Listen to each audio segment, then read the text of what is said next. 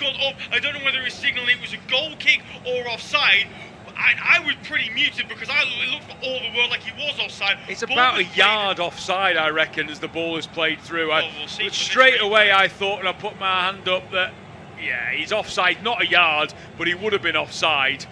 He hit the post anyway, and it stayed out. Both posts. I think he did. It rolled along the line into the post. Yeah. Both posts. But he was offside. He was a. Well, do you know what? Given a corner. I don't think the linesman actually put his flag up. He would have been given offside as Munoz tries to head it. It's penalised for a foul on Canate. I have to say, this game has got really messy. Yeah. And it's gone messy in the last 10-15 minutes because of the officials. They don't seem to know what's going on. The ball is like pinging about all over the place. They're trying to play on as much as possible. He looked offside to me, Strand Larsen. Yes, the ball hit the inside the post. I think he even thought that he was going to be flagged offside as well. As it is, it's still 2-1. It's a huge opportunity that VAR may have ruled out had it gone in, but a huge opportunity. I mentioned a huge goal at Molineux. João Palhinha, who has been berated by Spurs fans all season, may have rescued their campaign, at least for the moment, because it is the Portuguese international who has made it 1-0 to Tottenham late on in the Midlands. If they go on to secure all 3 points, I can tell you now, it will not have been convincing. By all accounts, have been dreadful.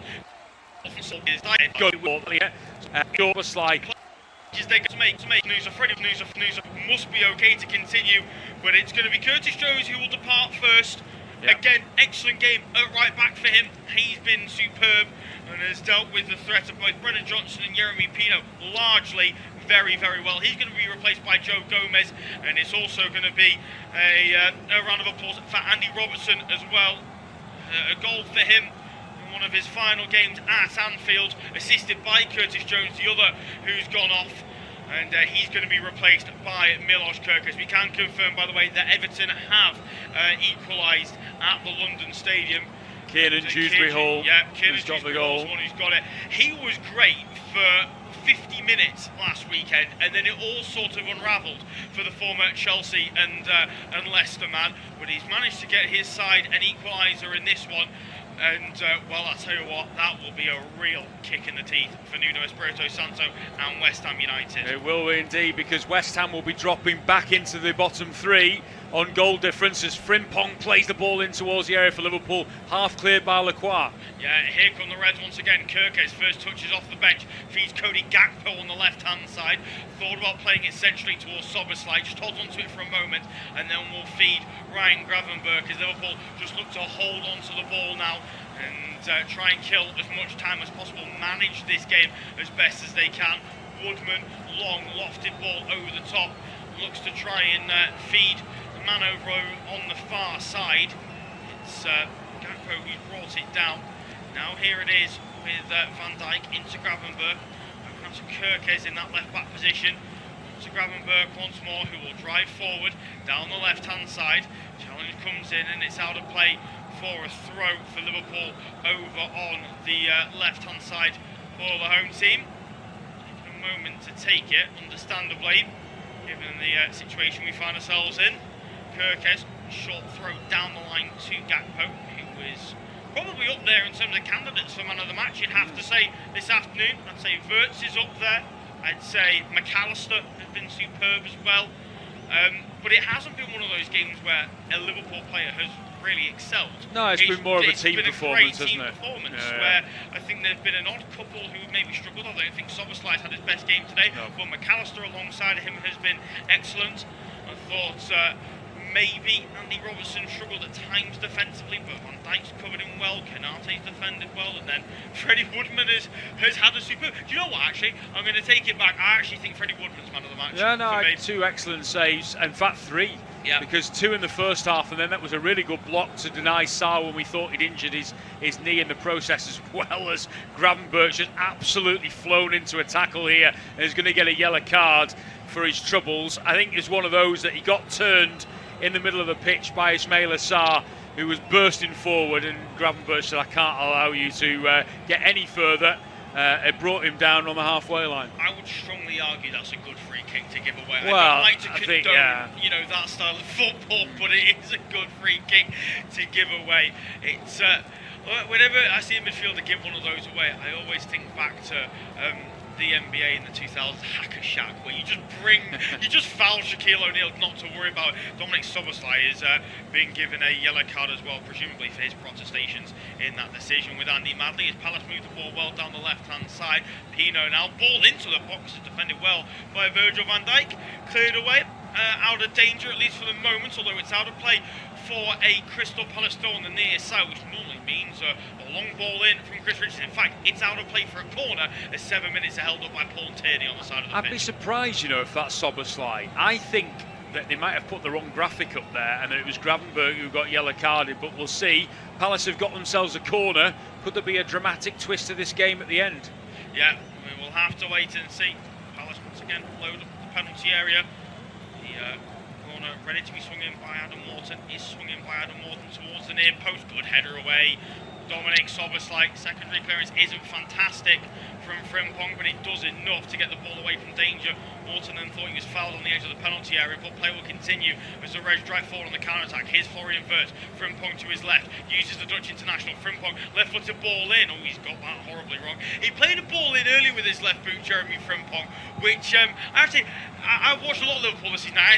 I have not seen Jeremy Frimpong use his left foot too often. This cross is exactly why. That's why he doesn't. You've seen it. He's absolutely blazed it over at the back of the goal. I can tell you, by the way, talking of goals, the drama at the London Stadium, because West Ham have scored another goal late on, and Callum Wilson, 3 minutes into stoppage time, has made it West Ham 2, Everton 1. Spurs will be back in the relegation zone if that scoreline stays the way it is. Liverpool, meanwhile, looking for a third. Yeah, great ball over the top, looking for Cody Gakpo. Has he brought down his man in the build-up? Referee says yes, and that it will be a free kick.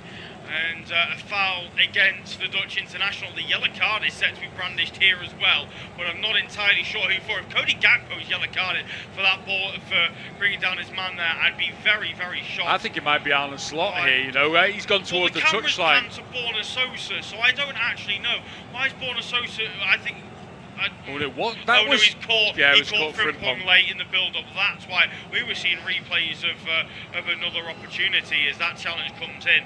Rightly so, Borna Sosa yellow carded. Liverpool's midfield's gone wandering here because of a fair bit of space for Ismail Assar to drive forward. Here's Daichi Kamada through the middle. Decent ball towards the byline. Jeremy Pino's waiting. Pino tries to cross it. Kirkes lets it run inside the box. What's he done there? Brilliant recovery challenge to take the ball away from Daniel Munoz. He's shouting, saying, someone's got to give me a call. There's a man behind you. He's got to know that there's a man behind him and not let it run. You can't take that risk. He's decided to let it run, and there's a man standing right behind him waiting to take advantage, and he got lucky that he was able to dive in and claim the ball still. But it's going to be Palace still on the attack. 93 minutes on the clock, 4 more minutes to go, and Chris Richards is going to hurl a long throw in. Yeah, he is. Just to confirm, by the way, Dominic Szoboszlai wasn't yellow carded. We've just been shown the wrong graphics. It was definitely Ryan Gravenberg. Throw-in taken short will then be hoisted in by Daniel Munoz. Wirtz will then win the loose ball after the initial header from Ibrahima Konate. And Liverpool now being ordered to step up by the fans around Anfield. You can imagine the nerves around the ground at the moment. Desperate for the 3 points to capitalise on that defeat for Villa early on and continue this wave in the Premier League. It'll be 3 wins in a row for Arne Slot's side after the victory against Fulham a couple of weeks ago in the Merseyside derby win last weekend. But Palace, in order to take a bit of momentum going into that game in Poland against Shakhtar Donetsk midweek, will be desperate for the equaliser. Here it is on the left-hand side with Borna Sosa. Into Jeremy Pino, edge of the penalty area, looks to feed Ismail Assar. Gomez reads it well, and then will also try and see it out for a goal kick. No, he's had to keep it in, but he launches it long down the near side for Dominic Szoboszlai to chase. In fact, it's Wirtz who's putting a bit of pressure on JD Cambo. But the Frenchman does well to hold on to it, lay it off to Lacroix, and then get Palace moving once more. Here's Daichi Kamada, who's been quiet in the second half. I really did think he'd be more involved trying to get Palace back into the game, but he's been all Wharton in the midfield for the Eagles this afternoon. As Pino, lovely first touch, second touch, less good, and well challenged in the end by Joe Gomez. Ball laid off to McAllister, who will float one over the top looking towards Florian Wirtz. Forces JD Cambo to put it out of play for a throw-in, and Liverpool have got the ball right down the other end of the field, exactly where they want it. He is exhausted exhausted. Florian Wirtz is just absolutely crouched over down in front of the main stand at Anfield at the moment, just biding his time to take this throw in. He's shattered. He's worked his socks off today, but Liverpool looking to try and keep this ball at the Kop end at the moment, as Crystal Palace have had some momentum over the last sort of 15 minutes of this second half. Joe Gomez has been given the ball instead, and he might well throw this one in towards the penalty area, and he does. Yeah, he does. There's not a huge number of red shirts in there, but it will find its way to Wirtz. Oh, what a goal! What an unbelievable goal from Florian Wirtz. Brilliant throw from Joe Gomez to feed McAllister. Shows great composure to lay it off, and Wirtz, who has been down on his haunches for the last 30 seconds, finds the last bit of energy to win the game for Liverpool. Brilliant finish from the German. Liverpool 3, Crystal Palace 1. All 3 points staying in Merseyside. Well, he might be shattered, but he certainly can still hit the ball, and he's absolutely caught that with his laces. Gomez has thrown the ball into the penalty area. McAllister, isn't it, who lays it back into the path of Wirtz, and what a hit off the far post. Dean Henderson fuming because he could almost see it coming and the Palace defence couldn't, and Florian Wirtz had his some strike with his right boot. Just watching it from another angle now, it was good play from McAllister. He has caught that as sweet as a nut in off the far post, and surely now that's 3 points for Liverpool. How much praise have we given to Adam Wharton this afternoon, saying this is a huge game for him. McAllister's not having a great season. It almost feels like what Liverpool could have and what Liverpool do have. Well, what Liverpool do have came on top there. McAllister's had one of his best games this season, this afternoon. Topped it off with a beautiful assist from Florian Wirtz, out-muscling Adam Wharton and laying off to Wirtz, who has been unbelievable this afternoon. Worked his socks off and killed the game off. A little bit of a celebration in the face of Adam Wharton from Alexis McAllister as well. Liverpool showing a little bit of bite back to Crystal Palace at the end of this game, having had to go through so much this afternoon. But what a way to cap off a victory. Fantastic strike from Florian Wirtz. I've now seen that potentially Szoboszlai was yellow carded for time wasting. So I actually think the TV pictures were right, and he was indeed carded. I'll break off because Chris Richards made a great run down the far side. Ball to the box isn't a bad one. Dealt with by Canate. Further cleared by Joe Gomez. We'll probably have an extra minute added on to the end of the 7, but it feels like, well, I say it feels, the game is done and dusted. All 3 points going to Liverpool, and we'll all focus now to the game against Manchester United next weekend. It does. I don't remember a Manchester United-Liverpool game so late in the season, I have to say. But it will be third against fourth as things stand, as Frimpong has just slid 10 yards on his hip to see the ball out of play ahead of Sosa. And I think once Liverpool take this, they won't even... The referee blows his full-time whistle.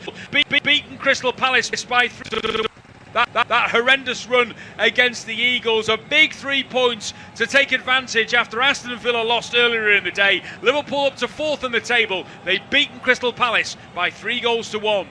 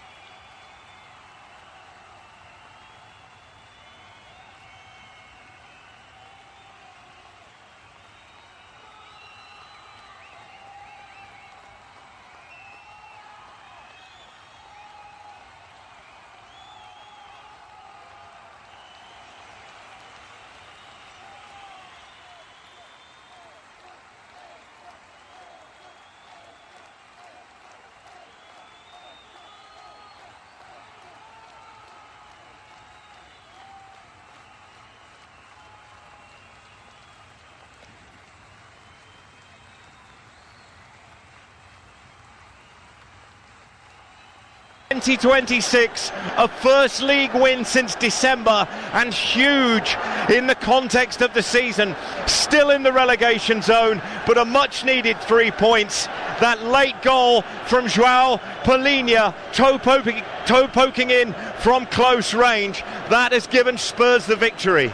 Yeah, I'm just watching this aftermath after the game here, and the celebrations from the Spurs players. Yeah, it's very, very. There's loads of work still to be done. They still need results to go their way. There's going to be twists and turns, but I feel that they see this as a bit.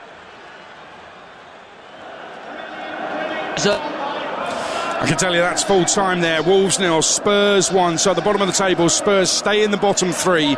They're on 34 points. West Ham, with their win over Everton, they are 17th, just above the dotted line, and 2 points above Spurs.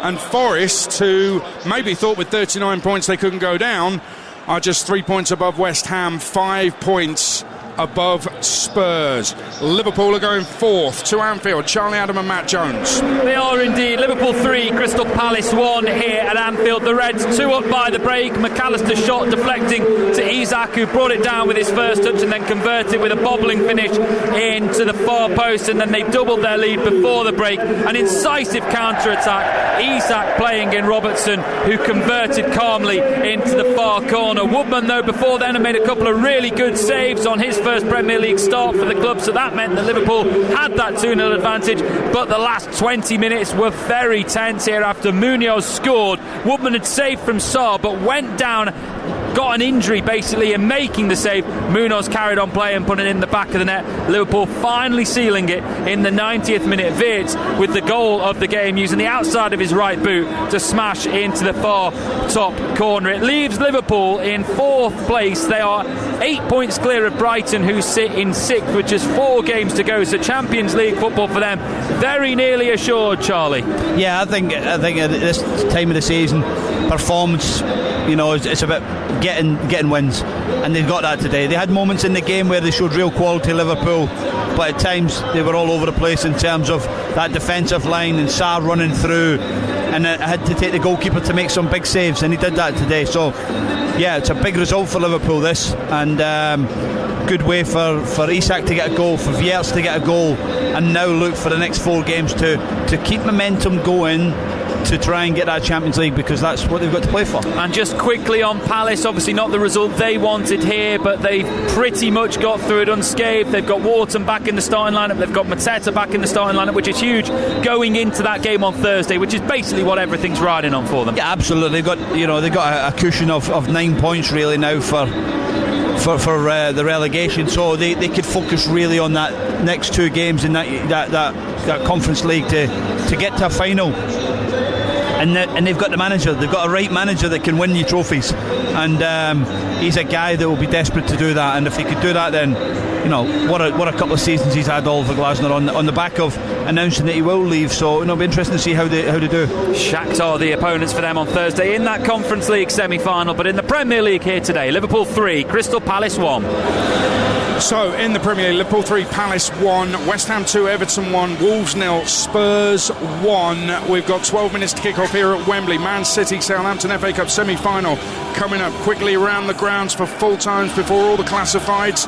Full time at Loftus Road, Ben Jacobs. QPR 2, Derby County 3. Derby County's playoff hopes are still alive after a dramatic victory. Jadon Bennell coming off the bench to bend home the winner into the right corner with only 2 minutes remaining. Derby were outplayed for large parts, but they scored all 3 of their shots on target. Harvey Vale put the hosts ahead on 13 minutes with an instinctive touch and finish, having previously hit the woodwork earlier in the game. On 25 minutes, Oscar Frelo equalised from a poorly cleared corner. That was Derby's first chance. 10 minutes after the break, Richard Kone showed strength and poise to find the far right corner, all while falling to the ground inside the box, and it was no more at the time than QPR deserved. Yet with 15 minutes left, Sondre Langas equalised, heading in Joe Ward's free kick, and there was suddenly a shift in mood and momentum, and late on Bennell won it with a piece of individual brilliance. The win moves Derby just 1 point off the playoffs after Hull lost to Charlton. If Wrexham beat Coventry victory tomorrow,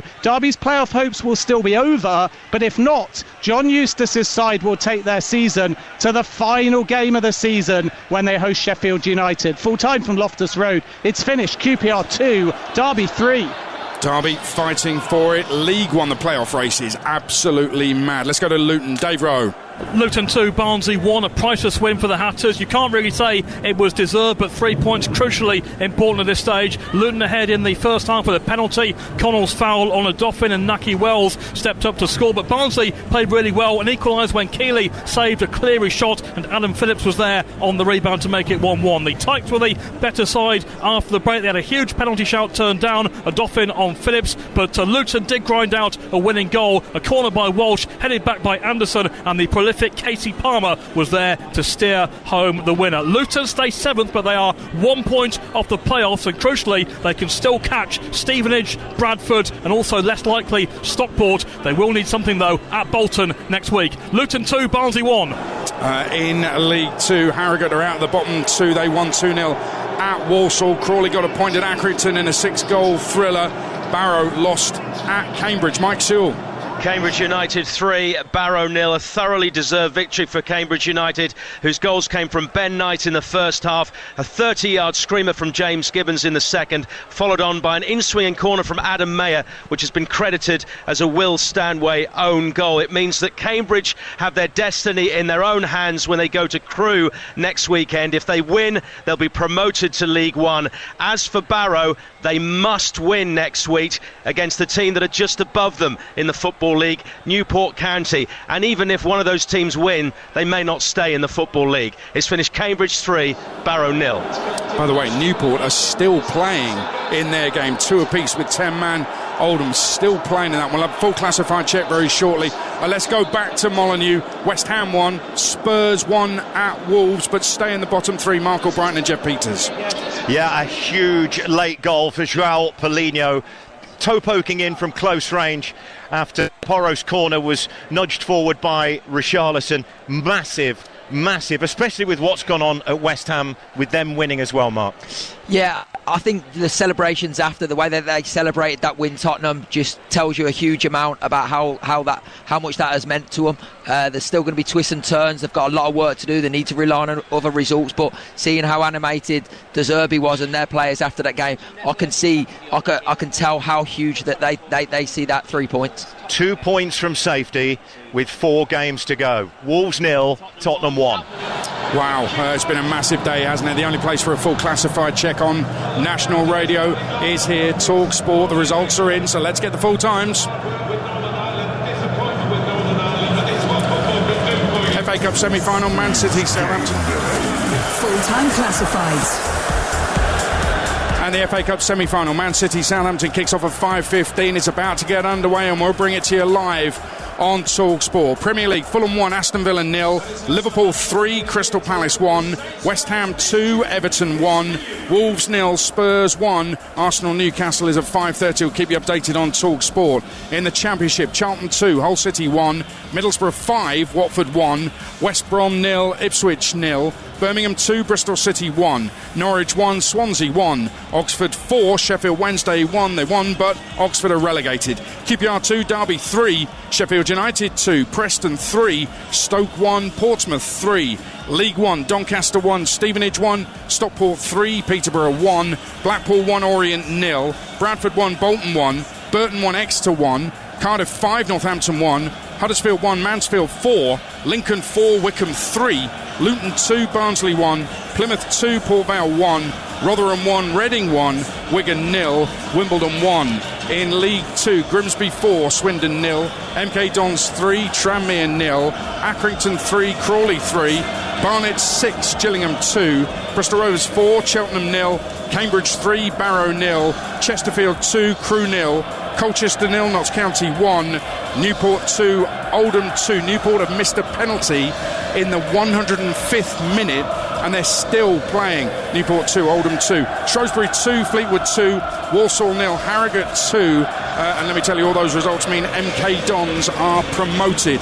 from League 2. National League, Aldershot 0, Truro 2, Altrincham 3, Gateshead 1, Borehamwood 1, Sutton 0, Boston 3, Hartlepool 1, Carlisle 3, Brackley 0, Forest Green 5, Morecambe 0, Rochdale 1, York promoted, Scunthorpe 0, Eastleigh 1, Southend 2, Wealdstone 1, Tamworth 5, Braintree 1, Woking 0, Halifax 1, Yeovil 1, Solihull Moors 4. National League North, Alfreton 3, Curzon Ashton 3, both of those sides relegated. Bedford 1, Scarborough 1, Buxton 4, Leamington 1, Chester 0, Kings Lynn 0, Chorley 2, Worksop 1, Darlington 1, Oxford City 3, Hereford 2, Peterborough Sports 2, Kidderminster 1, South Shields 0, Merthyr Town 2, AFC Fylde 4 and Fylde promoted. Radcliffe 1, Macclesfield 0, Southport 2, Telford 0, Spennymoor 1, Marine 1.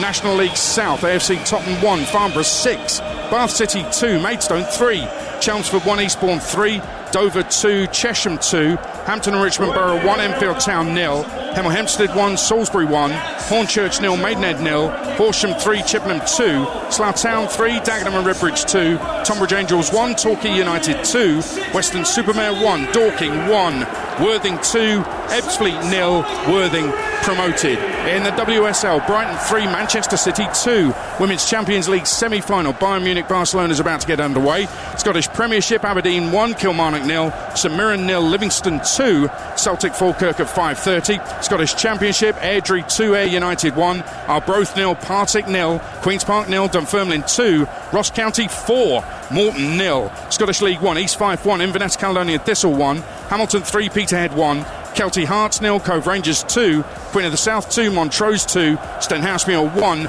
Alloa 0. Scottish League 2, Clyde 3, Annan Athletic 1, Dumbarton 0, East Kilbride 1, Forfar 4, Edinburgh City 0, the Spartans 1, Elgin 1, Stranraer 1, Stirling 1. In the Irish Premiership, Bangor 2, Portadown 4, Crusaders 3, Ballymena United 2, Glenavon 2, Carrick Rangers 3, and in the Cymru Premier Playoff semi-final, Colwyn Bay 0, Penybont 1. Odds update on TalkSport with Betfair. Play in a different league this season with Safe Sub from Betfair. 18 plus, gambleaware.org. Let's get the latest from Betfair, the official betting partner of TalkSport's Premier League coverage. James Mackey is with us from Betfair. Man City Southampton here at Wembley. How are you looking at that, James? Yeah, just before I go into that, the charity bet was a winner actually today. So look, we had Tottenham to win, we had Liverpool to win, and the draw landed in the Everton West Ham game because of the 90-minute guarantee. So just wanted to say congratulations again. £371.54 going to the Bobby Moore Fund, and that makes this season's total now £5,515.87. So a lovely little winner on the charity bet today because of 90-minute guarantee. Onto the game, onto the City game here, Adrian. And City are 1-5 favourites, odds on and strong. Look to get to another final, taking on Championship opposition. You can see why they're such a short price.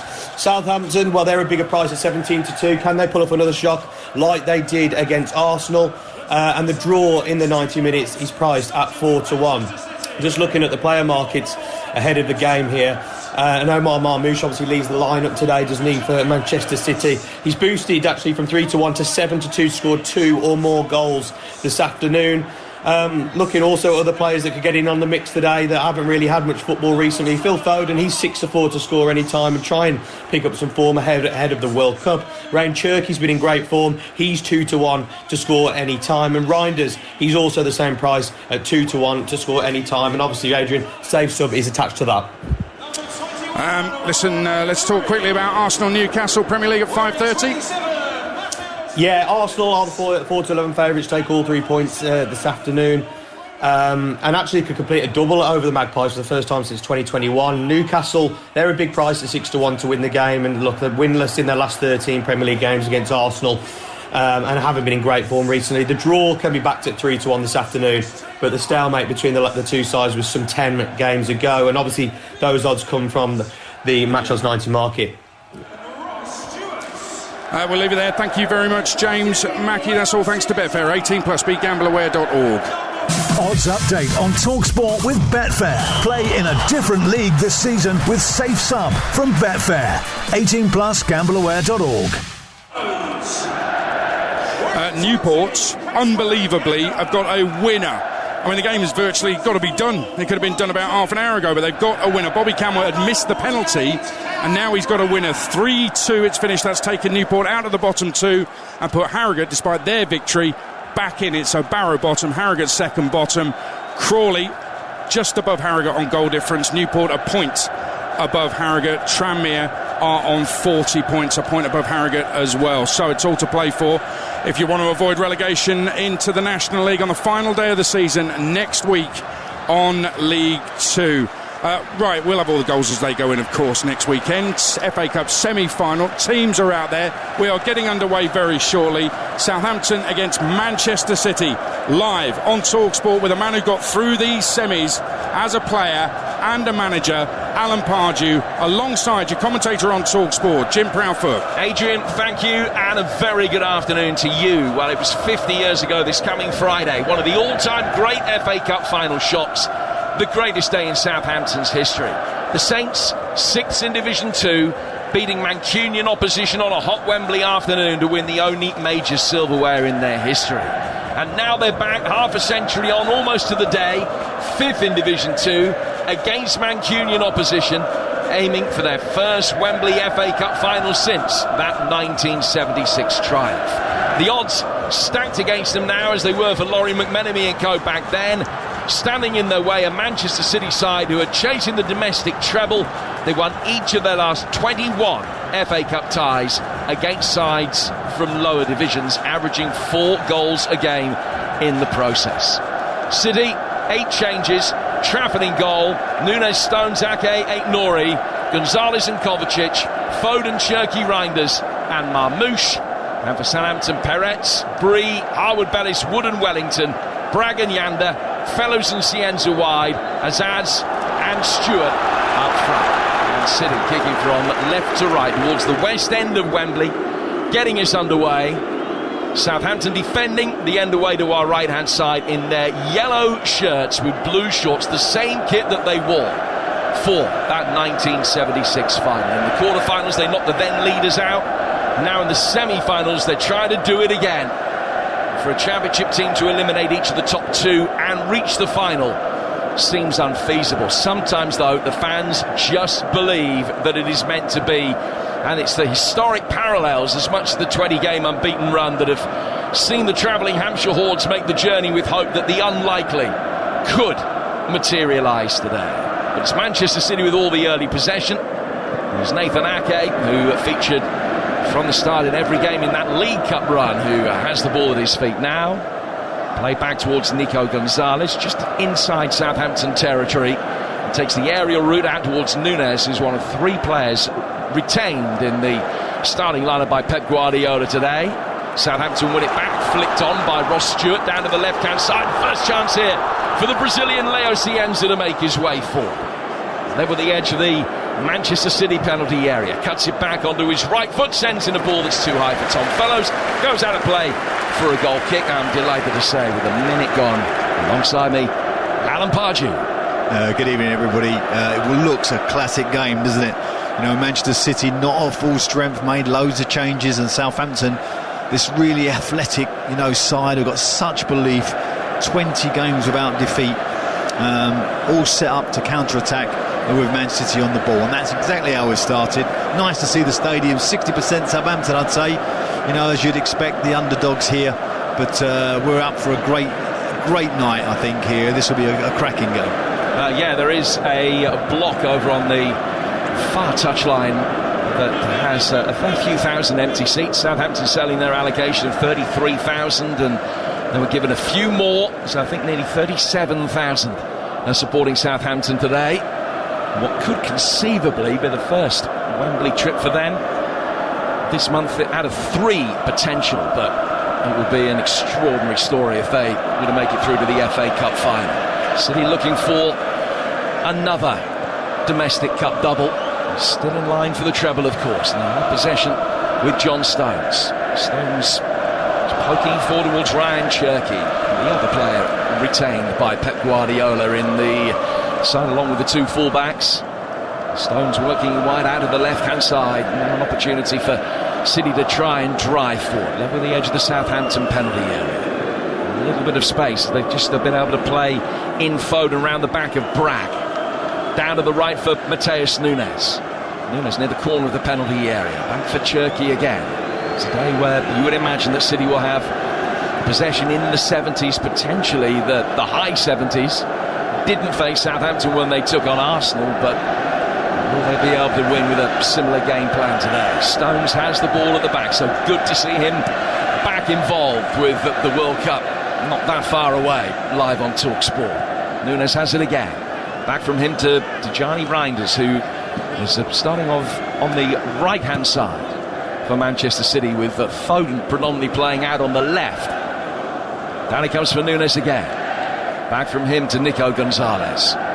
Patience in the extreme from Manchester City in these early stages. Now Nunes will drive it in. It's hit Wellington, who's deputising for the suspended Manning today, and it goes out of play for a City throw. Yeah, you know, Southampton are playing really two banks of four, and they're letting the ball go on the outside of them, so there's no real pressure in the wide areas for Manchester City, so they're keeping the ball, as you'd expect, quite easily, and Southampton are kind of just shuffling along. That's okay at this stage, but this is a very, very heavy pitch on players' legs. We've got a chance here. Played in towards Marmoush inside the penalty area. He's pulled it back, and the shot comes back off the outside of the post. Another ball in. Foden trying to hook it on. Harwood Bellis clears it, but the offside flag was up. But 4 minutes in, Manchester City had 3 bites of the cherry, but couldn't force the ball home. Yeah, I'm not sure if it was the first sort of interlude was the offside, I think. So I don't think any of that play would have been relevant. But they hit the post and had a couple of chances. But, you know, Southampton, very kind of casual start for them. You're going to have to be a lot more alert, because that was a little of a warning sign for them. Well, I said the possession might well be in the 70s at the moment. It's mid-90s, yes, for Manchester City. 94-6 in these very early stages. Daniel Peretz, who's on loan from Bayern Munich, will take the free kick for Southampton. It is outside the penalty area. You're absolutely right. It was the first ball that was played forward that saw the offside flag come up. Peretz clearing long. Ake heads it away. Then headed by Fellows down to the Southampton right-hand side for James Bree, who started the season out of favour at St Mary's on loan at Charlton. Came back in January, has had an excellent second half to the campaign. Cienza flicking the ball on. Couldn't find his compatriot Wellington making a run outside him. City get it back, and then Trafford, who has been superb in the domestic cup games that he's played, including the League Cup final. Just rolling the ball outside the 6-yard box and working it out towards Ake. All City 0-0. Yeah, and Southampton have just had one goal kick where they pressurised the second ball, very much championship kind of tactic that got them a little bit of possession, but City have got it back, and this will be like a real, you know, I think this whole half will be sort of mapped out like this. City just probing, taking their time, trying to get the incisive moment. Dennis Reinders bringing the ball forward now. Real fluidity about the 3 playing in behind Omar Mamouche as Reinders drifts out to the left. And here's the irrepressible Ryan Cherki, scored that wonderful goal against Arsenal last week. Back from him to Nico Gonzalez, now towards Stones inside the Southampton half of the centre circle before working it forward for Mateus Nunes. 4 from him towards Reinders, level the edge of the penalty area.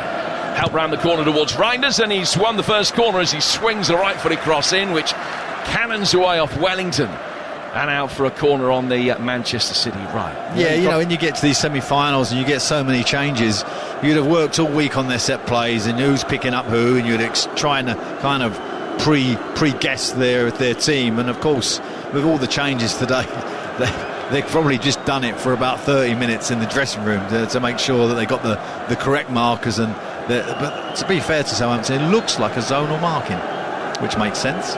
6 inside the 6-yard box, dealing with this first Phil Foden corner, which is really deep. Ake still almost able to make something of it. Bragg got a touch to help it outside the penalty area, and it'll be chased by Ross Stewart, but Ake's first to it, and it's brought it back for Reinders, who works it slightly behind square for Cherki. Cherki trying to take it away from Finn Azaz, plays it down towards John Stones. It's only the 3rd appearance that Stones has made since the 2nd of December. They've all come in this FA Cup run. He's found Foden. Foden, though, has lost possession. Yander able to bring the ball forward. Cienza making a good run to his left-hand side. Not the best pass to him, but he was still able to keep it in despite the City protestations that it might have gone out of play. Cienza then working it back through the midfield, only presented it to Foden. Southampton quickly win the seconds. Wellington going back towards Wood, and they'll try and build with the former City player Harwood Bellis in midfield. Still 0-0. Yeah, Cienza is, he's done it particularly well for Southampton this year. He's got such flair, and he's already just had a couple of moments where he just looks like that typical Brazilian player, give and goes, little tricks, and he'll be a threat today. And hopefully you'll see a lot of him on the ball. Let's wait and see. I mean, his is an extraordinary story. This is his first season in English football. He came from South America over to Europe. Couldn't get the contract that he wanted. He was touted around by his agent. He ended up playing 5th division football in Sweden. So let me tell you, isn't a great standard. No, I've been there. Sleeping on his mate's floor. And now here he is, a relatively late burner in his career at the age of 27, but they love him, the Southampton fans. He's been used sparingly in recent weeks, but comes out for the big occasion like this. But it's Manchester City in possession now with John Stones. He's inside the centre circle again. Manchester City with that flurry of chances. Well, the offside flag denied them. And Southampton barely able to get a touch of the ball in the City territory so far. As City bring the ball forward off the left-hand side again. Worked in towards Mamouche. Southampton defending with Fellows putting his foot in. Bree poking it wide and then clearing. Forward towards big Ross Stewart. Leading the line for Southampton. Fully fit again after the 3 years of injuries that have bedevilled his career, and he's beaten Ake here and is able to get it on. Another opportunity played in towards the edge of the area. Yander going down after a challenge from Reinders. The referee says no foul. It's ricocheted off Yander and got out of play for a goal kick to Manchester City. Alan Pardew. Yeah, Stewart did well there on the halfway line. His size and presence just linked a little bit of play, and then there was a breakaway. And unfortunately for Southampton, as it's come pulled back to the edge of the box, striker's gone down. Now the ball is played forward towards Mamouche, and he's in goal side of Wood, who comes back to make a superb block. But again, the flag has come up and it wouldn't have counted. Yeah, the lines will come and try and keep up. That's the second time he's played on, it was miles offside. Wood done brilliant there, didn't he? And what a tackle that was. But Southampton in these early stages look very composed. They look like a team that have gone sort of 20 games. They don't look ruffled by the fact that Man City have had so much of the ball. And that's a good mentality to start with. Southampton take the free kick on the edge of their own penalty area, right in front of TalkSport's football correspondent Alex Crook, who's now behind that goal. Yeah, what a picture it is behind me, Jim. Lots of those commemorative yellow shirts on display, yellow balloons being thrown up into the air as well. These Southampton fans in tremendous voice, and I think pretty encouraged with the start their team have made. They've kept City at bay so far. Well, they haven't lost the game since January the 17th. 13 wins and 4 draws since then in the league, unbeaten in 20 in all competitions, as Alan was saying. In fact, this FA Cup semi-final pitting together 2 teams who haven't lost the domestic game since January the 17th, which is extraordinary. Very impressive record indeed. Southampton working forward here towards Stewart, who's been able to guide it down and play forward towards Cienza, who might have been offside, but he's through. Cienza, it is 1-0 Southampton, and again the flag comes up late. I'm sure it's correct, but they waited and waited and waited, and then at the last moment, once the ball was in the net, Matthew Wilkes put up his flag, and it stays 0-0. It looks a yard offside to me where we're sitting, and I don't know if Paulson has said to his 2 linesmen, let's just see the action through and we'll go back to the offside. It gives you false hope, doesn't it? What a dream goal that would have been, Southampton. Brilliant finish. Not dissimilar, and at the same end of the ground to the goal that Bobby Stokes scored in the 1976 final. Bobby Stokes, yeah. Manchester City getting it forward. Cleared by Harwood Bellis. Big game for him, more than 100 Southampton matches behind him. He had 8 for City's first team at the start of his career before his £20 million move to Hampshire. And captain's armband for him in the absence of Jack Stevens at the moment, who's injured. Stones, the Manchester City captain, in possession. Who would have played alongside Harwood Bellis in some of those 8. Ball work forward. Marmouche chasing. Wood will clear. He maybe had a little bit more time than he thought. He's cleared out towards the far touchline of Southampton right. Inevitably he's going to come straight back again. City winning a lot of the second ball at the moment, and they've got it with Nathan Ake just emerging back into Southampton territory. Because of the later kick-off, the vast majority of Wembley bathed in shadow. Just a little bit of sunshine from the arch visible inside that penalty area away to our right. But City are attacking here. Stones with a crossfield ball that hits Stewart. Bounces through the midfield and Cienza can pick it up, and Stewart makes an early run ahead of him. Cienza tucked back inside and drew the challenge from Nico Gonzalez. Bragg taking a free kick quickly for Southampton. It's still 0-0. Clever from Cienza, and he's had a really good start to this game. But Stewart's been a real handful at the top of the pitch. They're going to have a real test today, Stones and Ake against him. Puts himself about, holds up the possession very, very well. You're listening to FA Cup Game Day on TalkSport with McDonald's. Order delivery on the McDonald's app from 11 a.m. 18 plus. Fees apply to delivery orders, subject to availability. Price may vary. Don't forget of so much significance at the top of the table for Manchester City fans especially. Arsenal against Newcastle about to get underway, and we will keep you updated with every salient moment from the Emirates. It's about to start. Ollie Klink is there for us. The ball will be out on the Southampton right here. Bree back in towards Harwood Bellis. He's got Nathan Wood to his left. Wellington just dropping down to the left-hand side, but they worked it vertically instead in towards Cienza, who's easily muscled out of it. And Nico Gonzalez can play it forward towards Reinders. Still 0-0, largely chanceless for all the fact that Manchester City have had so much possession so far, and the winners of this will be taking on Chelsea or Leeds in the final on the 3rd Saturday of May. We will of course have the FA Cup final for you, and we'll find out together who is going to be in that final as Chelsea take on Leeds, kicking off at 3 tomorrow. It is also live right here on TalkSport. One of 2 games that we've got for you tomorrow. A championship action from the Midlands. Coventry against Wrexham kicks off at 12 on TalkSport 2, and a Wrexham win would all but cement their playoff place at Hull's expense. Fellows beaten on the edge of his own penalty area.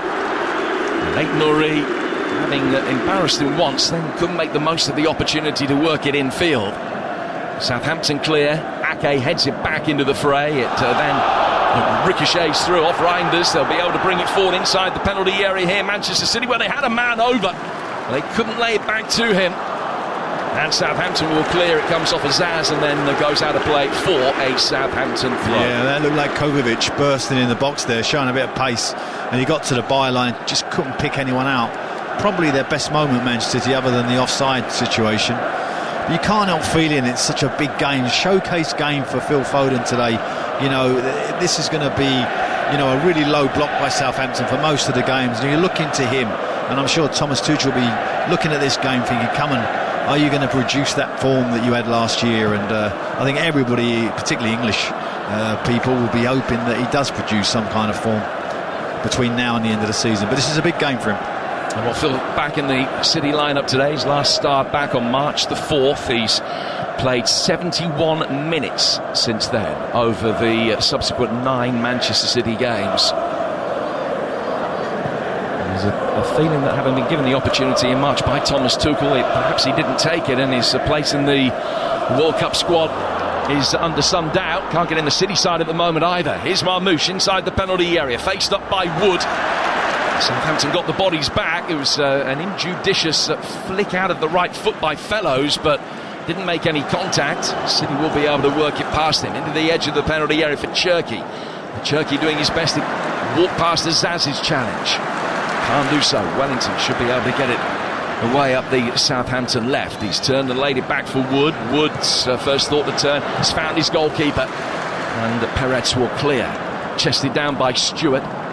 But straight for Kovacic. And City work it back for James Trafford, who's been a spectator to all intents and purposes through the opening 17 minutes. Yeah, I mean, Nathan Wood done absolutely brilliant there. It was a ball from the back. I think it was Ake who played it down the side. He was one-on-one with Marmoush. That's a real test. And he didn't go on to get involved too early. He stayed on his feet, and in the end he see the danger out. It was a brilliant bit of defending. City have it again. Stones Looking for Younes. Wellington got in there. Cienza can't make any headway down the Southampton left, and it's won back by Reinders, and a beautiful turn by Cherky in the midfield, trying to slip it in round the back of Wellington, who very nearly turned into trouble, but it was cleared by him before Reinders was able to capitalise on that. And it's out for a throw to City down by the corner flag away to the right-hand side. 0-0, still 0-0 in the first 3 or 4 minutes in the Premier League encounter at the Emirates between Arsenal and Newcastle. City fans all too aware of the situation, but Arsenal, as things stand, a point clear at the top of the table, having played an extra game, or a few minutes of an extra game. It stays that way. There'll be a 1-point Arsenal lead with City having a game in hand. Cienza in possession. Just juggling it in the left-back position. He tried to clear. Cherky is able to pick it up. I wonder whether Cienza might feel that he can out-Cherky today. Cherky. Someone will name some chicken restaurant after that. There's a ball played inside the penalty area here. It's a brilliant ball across the edge of the 6-yard box by Kopish, and no one could supply the definitive touch to turn it over the line. City asking the question, Southampton standing firmish at 0-0. Yeah, Kopish, 2 little bursts he's had. Usually you kind of always think about him as a holding midfield player, sort of a water carrier, passing, moving, passing. But 2 little bursts into the box have been their best moments from Man City. And as you say, Cherky and Cienza lighting up the show a little bit with little turns and flicks. Other than that, it's Man City possession and a low block. Talking about the forthcoming games over the course of the week, a huge one for Southampton as well, and you can hear that live and exclusively on national radio on TalkSport 2. Tuesday at 7:45, they're at home to Ipswich, which more in a moment as the ball is played forward to the edge of the City penalty area. Younes will be able to clear. Ipswich win that game at St Mary's on Tuesday. They are effectively up because of their advantage in terms of goal difference. Southampton were to win it, and you go into the final game of the season with 1 point separating the 4 teams behind Coventry. It's going to be a magnificent climax to the championship season next weekend on TalkSport. Cienza brings the ball forward. It's near the edge of the City penalty area. He's just laid it off again towards young Cameron Bragg, just 21 years of age, the Scottish under-21 international midfielder. Only the 10th start of his career today, but he's done very well in 2026. Stewart flicking it round the corner. Fellows didn't read it. His eyes puts a little bit of pressure on Trafford, but he's got all the time in the world to clear. And his clearance is headed by Yanda, which almost invited a little bit of pressure. Foden head after that, but Harwood Bellis came across and cleared it from his former Manchester City Academy teammate. And it's out of play. We played the opening 20 minutes and it's still 0-0. Yeah, just watching John Stones there a couple of times. He was lucky actually, because he hasn't played. You can see him backing off, and he backed off a little bit too early and kept the whole Southampton front line onside. There was a ball that was switched. Unfortunately, they didn't make anything of it, but we'll have to keep an eye on that, because that's what happens when players haven't been playing regularly. That dysfunction in the back four, just one of them dropping a little bit deeper than the others. Has won the FA Cup twice, John Stones, in 19 and 23. Cienza potentially offside here, but play goes on as he swings it inside the box for the header from Stewart, and again the flag now comes up. So frustrating. Wow, that it was like 2 yards offside, and yet we've seen the whole attack out. I hate that when they do that. City in the semi-finals yet again. They've reached the last 3 finals. No side has ever got to 4 in a row.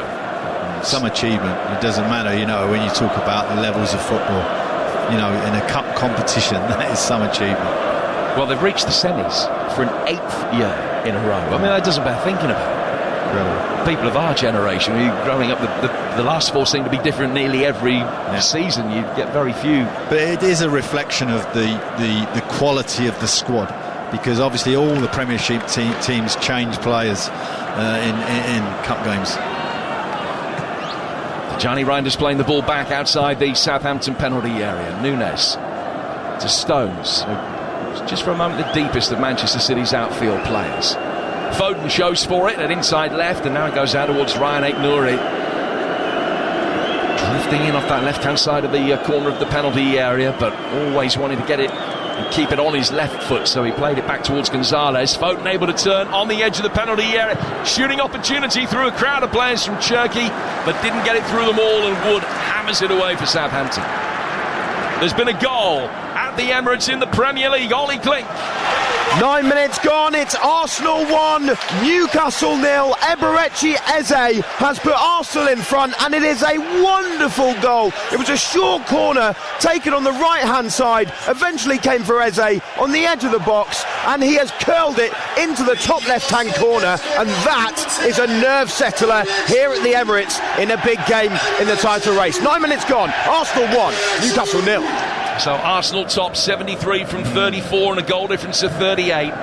City second, 70 from 33 with a goal difference of 37. It is so tight, and it could easily end up being a last day shootout between the two for the opportunity to win the Premier League on goal difference. That's how it's playing out at the moment. Ball out of play here for a Manchester City throw. Interesting that as he gets the goal, you know, he seems to love this part of the season. When he got taken off, you know, in that Manchester City game, I was really disappointed. He definitely got the moment in him, and great that he's produced for Arsenal. That will settle them down there. Well, had a big moment against Manchester City this time last year in the final. The City runners-up last year and the previous year against Manchester United, but trying to win this competition for the 8th time. Remember, they did the treble as recently as 3 years ago. It wasn't the same treble as the one they're aiming for now. The only team to stop them getting a clean sweep of all of the trophies that year was Southampton. Beat them in the League Cup. Wellington taking a free kick for the Saints towards the edge of the penalty area. Oh, nice touch. There's the City with it, and then Fellows was fouled. And Cherky's given a free kick away, which is 12 yards outside the box left of centre. He's already had some lovely moments, Fellows. You know, there's a lot of talk about him, and 3 or 4 touches, great. He just come out of the sky, that ball, and his first touch just took him away from the Man City defender who brought him down, and we got a free kick here 35 yards out. Looks a little bit too far, but we do have a Brazilian on the pitch. Yes, the Enzo will fancy it. This is where Southampton may well miss Ryan Manning, who's their set-piece specialist. He's suspended today. Flynn Downs suspended as well. I think both of those would have started had they been available. Downs is serving a 3-match ban that's going to keep him out for the game against his old club Ipswich on Tuesday, live on TalkSport 2 as well. Cienza, both arms above his head, leaves it. Wellington just dinking it in. City drop back in, and Stones heads it away. And the counter-attack could be on from Oz. Marmouche getting on the end of the Stones header, will try and drive it forward. He didn't get too far. There's a really good challenge from Bragg, who earns the applause of the Southampton support and the plaudits from his teammates, just stopping Marmouche breaking down the City lane. Yeah, it's a feature when you play against Manchester City that they kind of lull you. They keep the ball, they press, and you defend and you defend. And then when you get on top of them and you have a couple of attacks, their transitions are so quick. They go from like slow tortoise pace to like cheetah pace, which they were trying to do there, and Bragg done particularly well in stopping that attack. It's a dangerous moment. Oh, well, Bellis goes back for Peretz. It's 0-0 here at Wembley. Wood getting the ball from his goalkeeper, then was under immediate telling pressure and very nearly succumbed to it.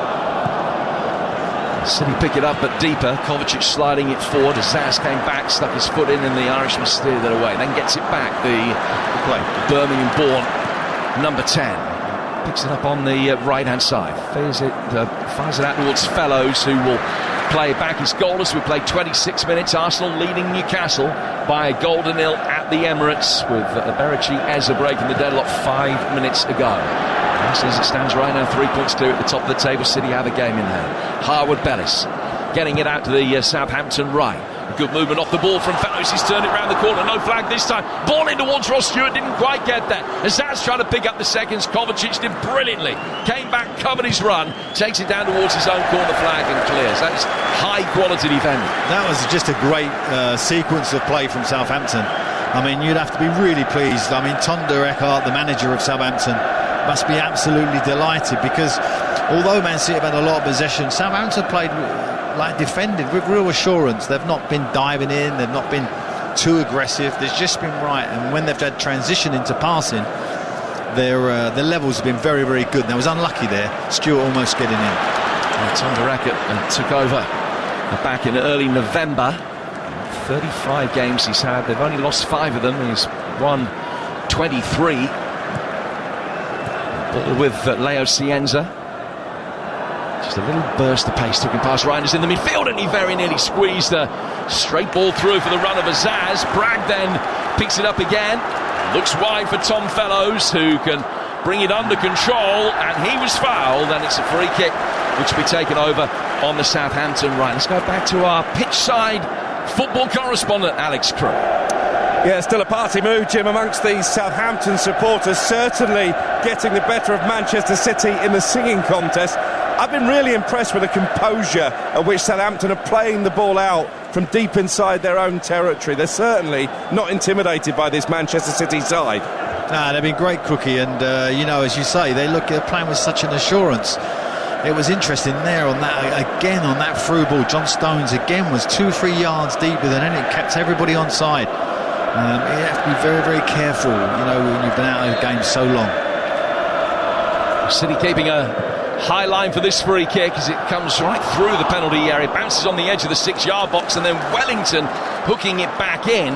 Has only done so after the ball has gone over the dead ball line and out for a goal kick, which will be taken by Manchester City. It's already been a thrilling day in the Premier League. Wins for Spurs and West Ham at the bottom. The first time that they've both won in the same match week since... Don't know. Go on, tell me. February 2025. Well, the bottom 4 have all won, haven't they? These are their last games. So, it just goes to show you that people just find form out of nowhere when they're in the relegation zone suddenly. I remember West Ham winning 5 of their last 6 games under Alan Kerbishley to get them out of trouble, and you wouldn't be surprised if Spurs win and won 3 and West Ham won 3. It'd be very close, very, very close. Well, West Ham still 2 points clear as they were at the start of the day. Nobody has gone down with 38 points in the last 11 years, but that could easily change this year. Liverpool 4th in the Premier League after they won and Villa lost at Fulham. In the Championship, Oxford went down, Ipswich held, but up to 2nd on goal difference above Millwall, and Middlesbrough with a big winner, only a point behind them. Southampton have their game in hand against Ipswich live on TalkSport 2 on Tuesday night. I'll tell you what happened elsewhere in a few moments, with John Stones in possession for Manchester City. Square to his right-hand side for Gonzalez, to Reinders. Now on the Manchester City right, Matheus Nunes. 61st successive start that he's made that's come at right back, and I think he barely played in that position at all before Pep got his hands on him. He has it again now, worked through the midfield towards Foden. Wood stepped up from the defensive line, poked it away from Foden, but only as far as Reinders. The City will come again. Dutchman laying it out to his right hand side for Nunes. Nunes playing it back for Stones. Pep standing in his dark hoodie, his stone-coloured trousers, not looking particularly animated, just gesticulating now and then on the edge of his technical area. Tom Reckert stands, hands in pockets on the edge of his in all black. Southampton trying to get in the way. Yanda with the ball over the top. But it's going to be a free kick to Southampton inside their own half. That was a tactic that we saw from Saints in the quarter-final against Arsenal, where they try and soak up the pressure, but then when they turn it over 20 yards outside their own penalty area, they look long really quickly for Azaz or Stewart making runs forward. Yeah, and they've got great athleticism in this team. I mean, I'd be really, really happy if I was Southampton manager. I think they've shown enough in possession and on transition that they can hurt Manchester City, and they're coping very, very well at the moment. Man City, although they've got Shirky in the side today and Foden, they haven't really got anybody that's taken anybody on yet, other than Kopish. Phil Foden plays it down the Manchester City left for Ryan Aït-Nouri. Comes straight back again. Southampton trying to hold a line just outside the penalty area. It's 0-0 here on TalkSport through 32 minutes. League One today, Bolton suspended a playoff place. Burton and Wimbledon are safe. Exeter could be going down. They've got to win next week and hope other results go their way. MK Dons up in League 2. In fact, they're now top. Cambridge moved back into the top 3. Barrow and Harrogate in the bottom 2, despite Harrogate winning because Newport scored in the 20th minute of added time. Bobby Camworth getting the winner, having missed the penalty in the 15th minute of added time. And 5 teams can still go down next week, including Tranmere, who at a moment this afternoon thought that they were going to be safe, but they're still in the mix going into the final day. National League, York against Rochdale. You haven't seen it, don't let me spoil it for you, but don't watch the first 90 minutes. Just start at 90+1 and you'll get all the drama. There was a lot of drama today, wasn't there, at the end of games, and that's the end of the season for you. Brilliant. Basically in that game it was a straight shootout for who got promoted into the league. Rochdale scored in 90+5, York equalised in 90+13, and went up. Fylde and Worthing won promotions from the National League North and South respectively. Congratulations to both of those. Nathan Ake's got possession for Manchester City here in the Wembley sunshine. We're 12 minutes from half time here on Talk Sport, and Gianni Reinders works the ball to his right hand side for Mateus Nunes knocking it forward. There was one outstanding relegation issue to be settled down the leagues instead. In National League North, Hereford stayed up and Curzon Ashton and Alfreton went down. Ball played inside the Southampton penalty area. Shot coming in from Marmouche. And Peretz got down, got his ankles right at the near post. Is able to kick it away for a second Manchester City corner. 0-0. 34 gone on Talk Sport. Kopish again there. Definitely Man City's best player so far. Great little pass into Marmouche. Went down the left-hand side of the box. Great little shot into the near post, but the keeper did well. A corner's been taken short. Phil Foden able to pick it up on the edge of the penalty area. It's laid back and out to the right-hand side of the box for Stones. Stones cutting it back onto his left foot, sends in a hopeful cross, and an attempted bicycle kick at the far post. Goes high and well wide.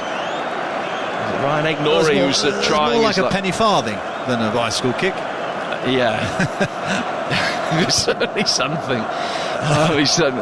Those who remember what a penny farthing was. Yeah, I'll take your word for it.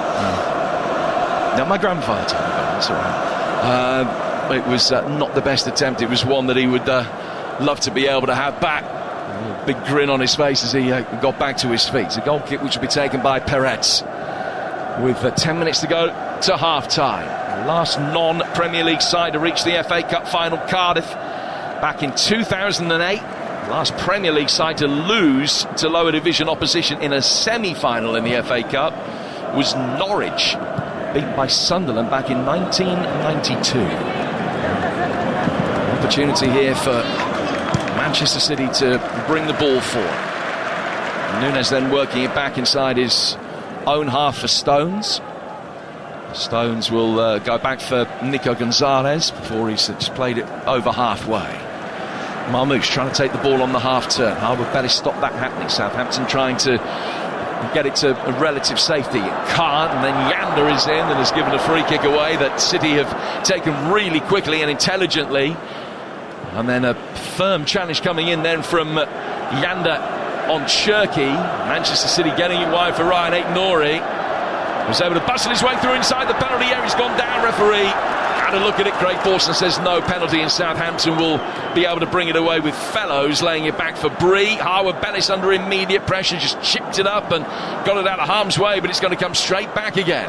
Good spell of pressure this from Manchester City, albeit that Peretz has only had a couple of saves to make all afternoon so far. Yeah, it was a close call that. He was taking him on down the side of the box. He just got under him. Unfortunately for Southampton, it just wasn't enough, and it wasn't a penalty. So, but have to be careful when the wider players got such ability to take you on. 0-0 here. News from North London, not good from a Manchester City perspective. Let's find out what's going on there. Ollie Klein. 2 minutes gone, it's Arsenal 1, Newcastle 0. Newcastle had actually started well before the opener from Eberechi Eze. They've had more of the ball so far. Asula's been a bit of a nuisance for Gabriel and Saliba. Joe Willock's curled one at goal, but it was a comfortable save for Raya. So Newcastle looking bright, but they do still trail. Arsenal 1, Newcastle 0. So Arsenal 3 points clear at the top of the Premier League right now. City have a game in hand and the goal difference is almost identical. Throw to Southampton over on the far touchline there, right. This game that will be played to a conclusion if it does stay level. Extra time and penalties on the agenda if necessary. Wellington Laying it back for Yanda to Wood, who goes deeper still for Harwood Bellis, and I think he's thought about using the emergency escape route of his goalkeeper behind him. He's gone for Wood instead, down towards Wellington, who takes a touch and works it back to the edge of his own penalty area. Wood now does find Perez, and he side foots it out to the right hand side of the box. Manchester City pressing well, forcing Southampton to go long. Ake trying to chest it down, just lost out. Fellows, the Midlander, will come in off the right hand side of midfield, and he's done really well to retain possession. Now Southampton switch it out to the left. Wellington down for Leo Cienza, wearing 13 and coming forward towards the edge of the penalty area. Got it onto his right foot. Saints fans urging him to shoot. He was too far out for that. Finds Fellows, wide from him to Bree, in towards the near post, and Ake easily heads it away. Stayed the right side of Ross Stewart to deal with the threat. Southampton building from deep again. Harwood Bellis to Wood, down towards Wellington. Zaz making a good third man run towards the edge of the penalty area, but it's cleared from him. Stones able to walk back towards the dead ball line before putting his foot through it to clear. Gonzalez winning the seconds ahead of Bragg in the midfield. Now Kovacic around a challenge. He's done really well. He looks so sharp for a man who's making his first start of the season today. Only 3 sub-appearances in this injury-curtailed campaign for him. And he's nudged it down the Manchester City left here. It's 0-0 on TalkSport. City with the overwhelming majority of possession. Nearly every shot of the game so far. Southampton hanging in there will similarly be pleased with how things are going at the moment, because they haven't been put under undue pressure for all the ball that City have had. Reinders receiving it from Cherky. Nico Gonzalez. Kovacic shipping it over the top to the edge of the penalty area, too high for Marmouche, and it's just brushed off the top of his head and gone out of play for a goal kick. Pep's looking, as you'd imagine, pretty cool on the sideline, but I'll be slightly aggrieved if I was him. Just needs to be a little bit more zip and a bit more purpose about Manchester City. It's kind of like, you know, they're getting at the top of the pitch and they're passing, and there's a couple of little flicks. It's no real kind of incision, and that's what you associate with Man City. But as I speak, we have an injury. Can't think who that is. One of the Manchester City players is down injured on halfway. He's obscured from us at the moment because of the players that are around him. The medical staff is being called on. Is it Younes? I think it might be Younes. Yeah, I think it is. Looking to see who we can't see, if you see what I mean. And Phil Foden's being called over. Pep just makes his way again. You know, this is an Adrian Durham drinks break. This is what he loves about these situations where a player goes down injured and we get a nice little spell of chit-chat from the managers to get some tactics. Although Younes, to be fair, does look in some distress. Well, unfortunately, Kusanov is stripped and ready for action. Yeah. So this might not actually be classified as a quote Adrian Durham's drinks break.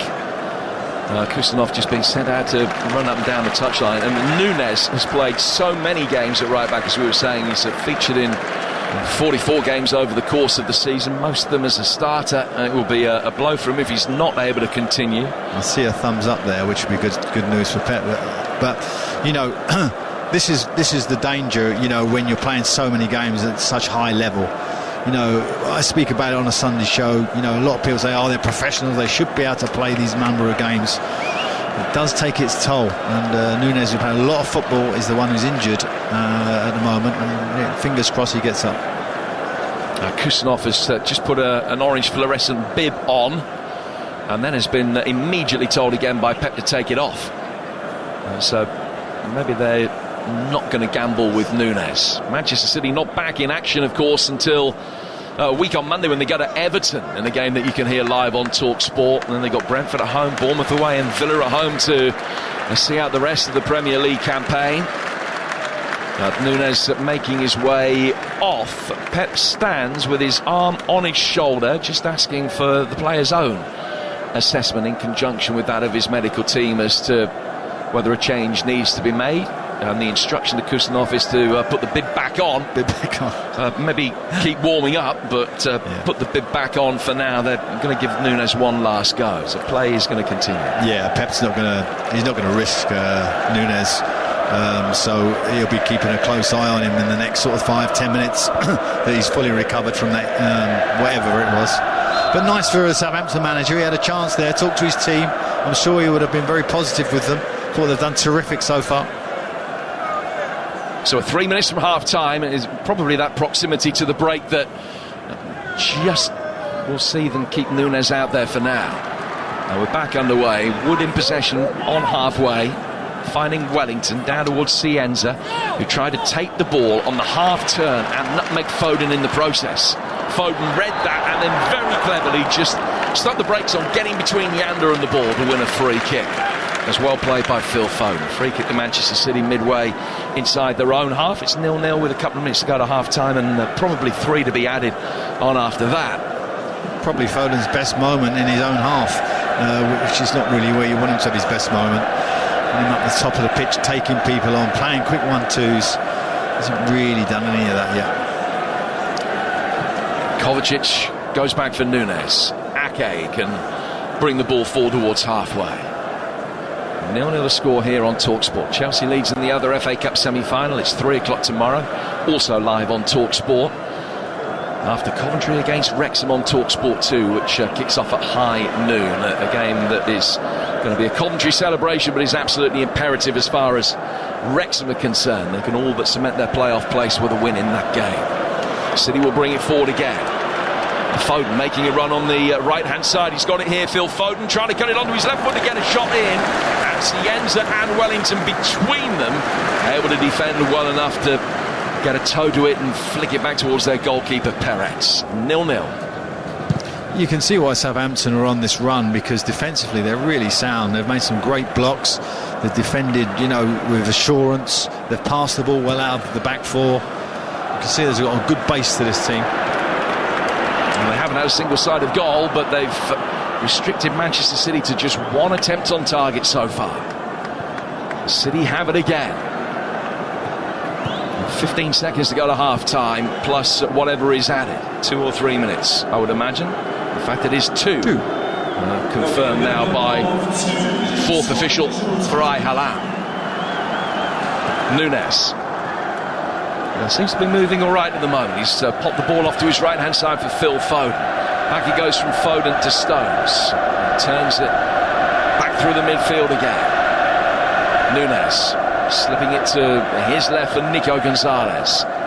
Ake just had to scamper a little bit more than he would have liked to deal with what should have been a routine pass. So he was able to retain possession easily enough. Southampton just holding in their banks of 4, as Alan was saying earlier. It's a good ball out of the right-hand side of the penalty area here for Cherki, and an excellent challenge from Wellington to dispossess him. He didn't have it for long, but the referee has given a free kick Southampton's way. As Cherki tried to recover it after losing it inside the Southampton box. He's just fouled the Brazilian. And Southampton have a free kick which will just about see them through to half-time. And that kind of summed up the first half, actually. A great little cross ball from Man City, probing.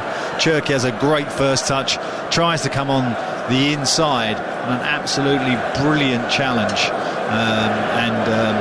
from Wellington that subdued it. And that's been Southampton in this first half. They've defended absolutely top-notch. Yeah, possession 65-35, 5 shots to 0. With only the 1 on target, and that will be the biggest victory, I think, for Tom de Rekker so far. Against a side who've averaged 2 goals a game in the Premier League over the course of this season, and well past 3 figures in League and Cup. Younes has got the ball in his hand. It's going to be a throw that will be taken on the Manchester City right. In fact, they've got 19 goals in this FA Cup run so far, including sticking 10 past Exeter back in round 3. Okay, well, bring the ball out from the back, finding Kovacic, whose performance in this first 45 minutes will certainly be one of the plus points for Manchester City. And a half-time whistle goes, and Pepper just waits for a moment, pauses and takes in what he's seen, and then turns and makes his way down the tunnel. Southampton fans in their yellow and Southampton players in their yellow and blue just jogging off the pitch. They will be delighted with the solid base that they have laid down, albeit that they haven't had a single-sided goal so far at the break. It's Manchester City 0, Southampton 0. Well, Manchester City making it look like hard work as they look to become the first side ever to reach 4 successive FA Cup finals. and having lost the last 2, they want to put that record straight as well. Goalless then at half-time. Time now to look back at that first half with McDonald's. Half-time highlights on TalkSport with McDonald's. The Big Arch is here to stay at McDonald's with its very own delicious sauce. Available from 11 a.m, subject to availability. Price and participation may vary. He's an FA Cup semi-final expert, Alan Pardew. What did you make of it? Southampton have got to be pleased with how that went. Yeah, I thought Southampton were great. They kind of set themselves up to let Man City have possession, play on the outside of us, and don't let anything come through the middle, which they've defended very, very well. Defenders have been great. Lack of kind of moments for both teams.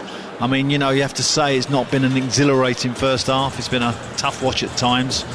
But on Southampton's part, I'll be absolutely delighted if I was Tonda going into that dressing room. His defenders have been right on it in midfield, have been well organised. Just would like to see a little bit more thrust and purpose in their transition. I've got to say, and listen, I'm not throwing Will Still under the bus, but when he went after Saints' sorry start, they were 4th bottom, that was in November, he said it's not a quick fix. Well, Tom de Rijkaard proving him wrong. He's lost only 5 of 35 games since he took over. His win rate is nearly 66%, and for context, Pep's win rate at City is 70%. That's how good Tom de Rijkaard is. I mean, these two have got elite numbers, these managers, but from a Southampton point of view, you can see how the players address the ball, how they approach the game, how they're not fearful of the opponents, how they get forward when they can, and they actually look threatening when they go forward. A couple of offside flags, I know, but you can see why, just from that first half, why his numbers are so good, why he's made such a difference to them in the Championship. Yeah, I mean, you're talking about a manager who's only been in the job 6 months or whatever he is. Pep's done 9 years at that win rate. It just goes to show you the level he's at. But nevertheless, he's done a great job. And what I really like about Southampton today, and I've been in this game 3 or 4 times, you can get players who are overhyped. They get overhyped and they make rash decisions, i.e. they give fouls away, or they're running around sort of a headless chicken type. But you can't put that at Southampton today. Every player's looked composed, and that's important then in the dressing room, that the manager's got the tone right. He hasn't overhyped them. He's given Man City respect. They've got a good tactical plan, and they're seeing out. And as I say, I think the only thing he'll touch on, probably the positive things, I think John Stones has been deep a little bit for Man City. There's been times when an early through ball has caught Man City out. So I think he'll be just leaning on the positives. Brilliant defending. Let's really concentrate on our transition. Let's make more opportunities. I was intrigued when you just said a moment ago that in commentary that Phil Foden's best moment was in his own half. He's got to be doing more, hasn't he? We know the talent he's got. 2 years ago, he's player of the season, an undisputed player of the season, and rightly so as well. But it feels like he's playing within himself, doesn't it? It just feels a bit strange watching Phil Foden these days. I watched him in a warm-up actually, and he was, he was having a bit of fun. And he was jumping around, scoring a few goals, and I thought, oh, that's nice. He's obviously got himself in a nice sort of psychological moment for this game. Like, he looks happy. He looks like he's going to enjoy the game. And yet, the first half's been hard for him. He's not really took anybody on. I've not seen him.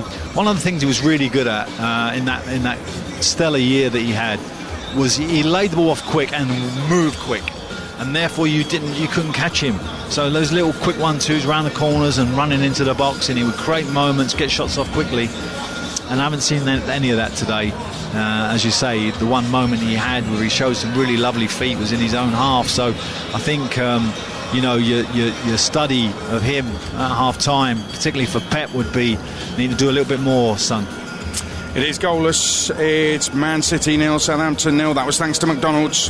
Half-time highlights on TalkSport with McDonald's. The Big Arch is here to stay at McDonald's with its very own delicious sauce. Available from 11 a.m, subject to availability. Price and participation may vary. Just a reminder of the Premier League scores from earlier. Fulham 1, Aston Villa 0 was live on TalkSport. Liverpool 3, Crystal Palace 1 meant Liverpool went above Aston Villa into 4th place. West Ham beat Everton 2-1. Late winner from Callum Wilson. How West Ham didn't give a penalty away for handball, I don't know. Ludicrous decision from VAR. Wolves 0, Spurs 1. So Spurs win but stay in the bottom 3. Let's update you on the 5:30 kickoff in the Premier League at the Emirates. Here's TalkSport's Ollie Klink. 7 to go to half-time. Arsenal 1, Newcastle 0. A bit of a blow for Arsenal here, though. Kai Havertz has had to come off just half an hour in. He trudged off with his shirt over his mouth after receiving some treatment, and Victor Gyökeres has come on in his place. He'd already set up Eze's goal, Havertz, but that's him out for the afternoon, and it will be interesting to see just how serious that issue is with the run-in to come. In terms of the game, really good effort from Sandro Tonali just now. He was 35 yards out, sent a swerver at the middle of the goal, which Raya had to get down low to save as it moved in the air. Good save from the Arsenal keeper. The Gunners so far haven't been at their fluid best by any stretch, but they've been able to keep Newcastle at bay. 6 to go till half-time. Arsenal 1, Newcastle 0. And here at Wembley, Man City 0, Southampton 0. We're back here tomorrow for the second semi-final in the FA Cup as Leeds take on Chelsea. And next up, we are going to hear from some Premier League managers after the 4 games today. Wins for Fulham, Liverpool, West Ham and Spurs. FA Cup Live on TalkSport with McDonald's. The Big Arch is here to stay at McDonald's with its very own delicious sauce. Available from 11 a.m, subject to availability, price and participation may vary. Smart TV didn't work. QR code login didn't work. Re-enter login didn't work. Voice activated remote didn't work. We can fix that, but our casino app is actually pretty good. Wager £20, get 100 free spins with Midnight on eligible games. Search Midnight Casino or download the Midnight app today. New customers only. Restrictions and T's and C's apply. 18 plus. Play responsibly. GambleAware.org. In a world of noise and uncertainty, IG is the investment platform that backs you. Take our flexible stocks ISA, which gives you the freedom to withdraw funds anytime and replace them in the same tax year, all without losing your £20,000 tax-free allowance. And if that's not enough, pay no commission on your stocks, shares and ETFs when you invest with IG. IG. Trade, invest, progress. Your capital's at risk. Other fees may apply. Tax treatment depends on individual circumstances and is subject to change. Psst. You. Yeah, you. Listening to the radio. Up to whatever. We just wanted to let you know there's a lotto draw coming up. And it could be you. Yeah, what he said. Lotto. From the National Lottery. Rules and procedures apply. Players must be 18 or over. Spring's here, and it's time to get on top of things. And we're not talking about spring cleaning the house. Let's see. The biggest range of cars to buy entirely online?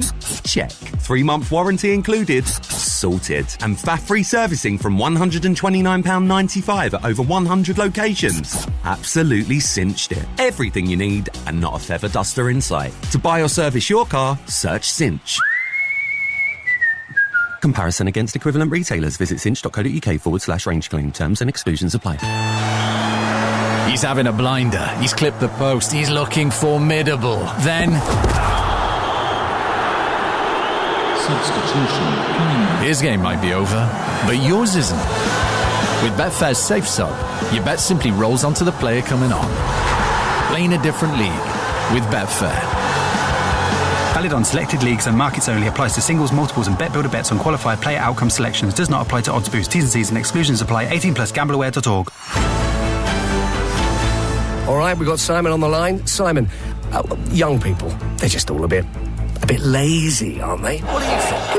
Welcome to McDonald's. Can I get 6 minutes, please? Of course. Some say young people are work shy, but at McDonald's, we hired 47,000 of them last year. Thank you very much. How's your night? Yeah. Like George here, who keeps things running during a Friday rush. Resilience, making it happen at McDonald's. The barrage of live and exclusive football continues with a massive Monday night Premier League matchup on TalkSport. It's a Tuesday night on 1089 and 1053 medium wave, online, on your mobile and on your smart speaker. TalkSport. Right, let's have a look back at the Premier League action today. Goalless here at half-time in the FA Cup semi-final. Man City, Southampton. Earlier on then, Tottenham won their first match of 2026 in the Premier League away to Wolves. 1-0, Joao Paulinho with a goal. But they stay in the bottom three after Callum Wilson scored an injury-time winner to help West Ham beat Everton 2-1 at the London Stadium. Let's hear from the Hammers boss, Nuno Espirito Santo, after that win. Callum is giving us huge moments every time he has a chance. He is really special. You're gonna ask me why he doesn't start? Why didn't he start? I don't know. sometimes you just have to decide, and having all the squad available, it's a good moment for us because we have options, we have solutions. Sometimes we try to change things, it doesn't work out, but today it worked out. So the idea that we had and Callum delivered, so we are happy. So West Ham stay 2 points ahead of Spurs. West Ham out of the relegation zone. Spurs are in it. Joao Palhinha's late goal did give Roberto De Zerbi his first win of this calendar year. Let's hear from the Tottenham boss after that victory. I hope it can be crucial, no? Are good guys and good people. Sincerely, I'm lucky to work with these players. But now we have no time to think the win or other things. We have to recover from this game and to prepare the next 4 games starting from Villa Park. Roberto De Zerbi, when he sees the handball that West Ham got away with, should have been a penalty for Everton, and I know David Moyes was fuming with it afterwards as well. De Zerbi will be fuming too. Liverpool moved up to 4th in the table after a 3-1 win over Crystal Palace. Alexander Isak, Andy Robertson and Florian Wirtz got the goals for the Reds. Palace's goal came in controversial circumstances. Liverpool keeper Freddie Woodman went down injured.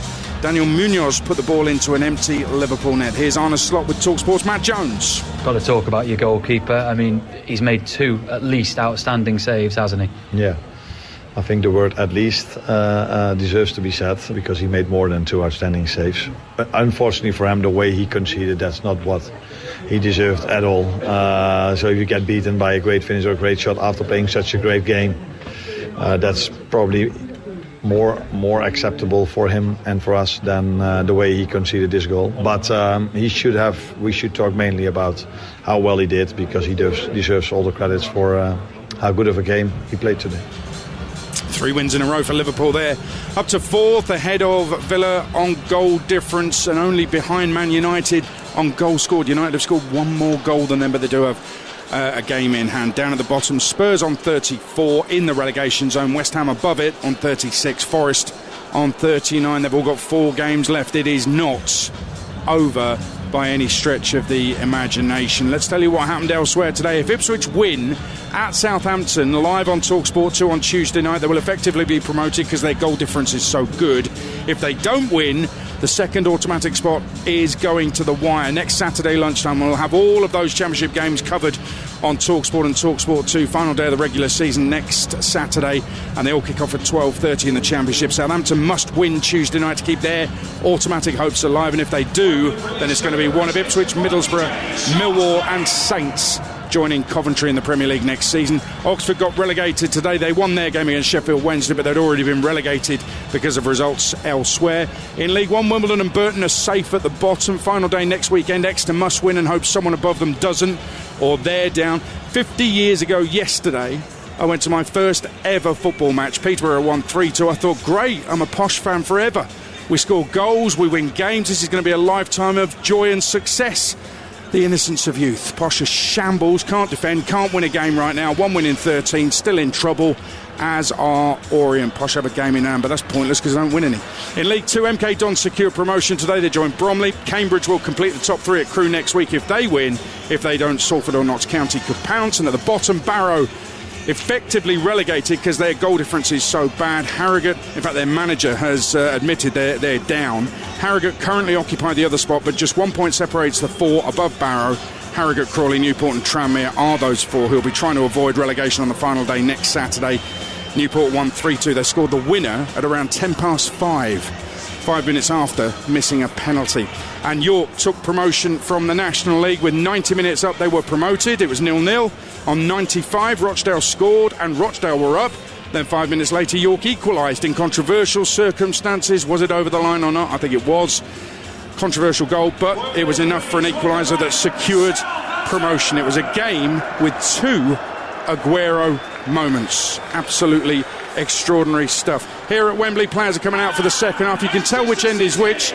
It's all yellow Southampton shirts to the right half, and in the left half it's blue shirts and red seats. A lot of empty seats. That's because Man City come here every year at least once, twice and usually 3 times. It's been 20 odd trips to Wembley under Pep Guardiola.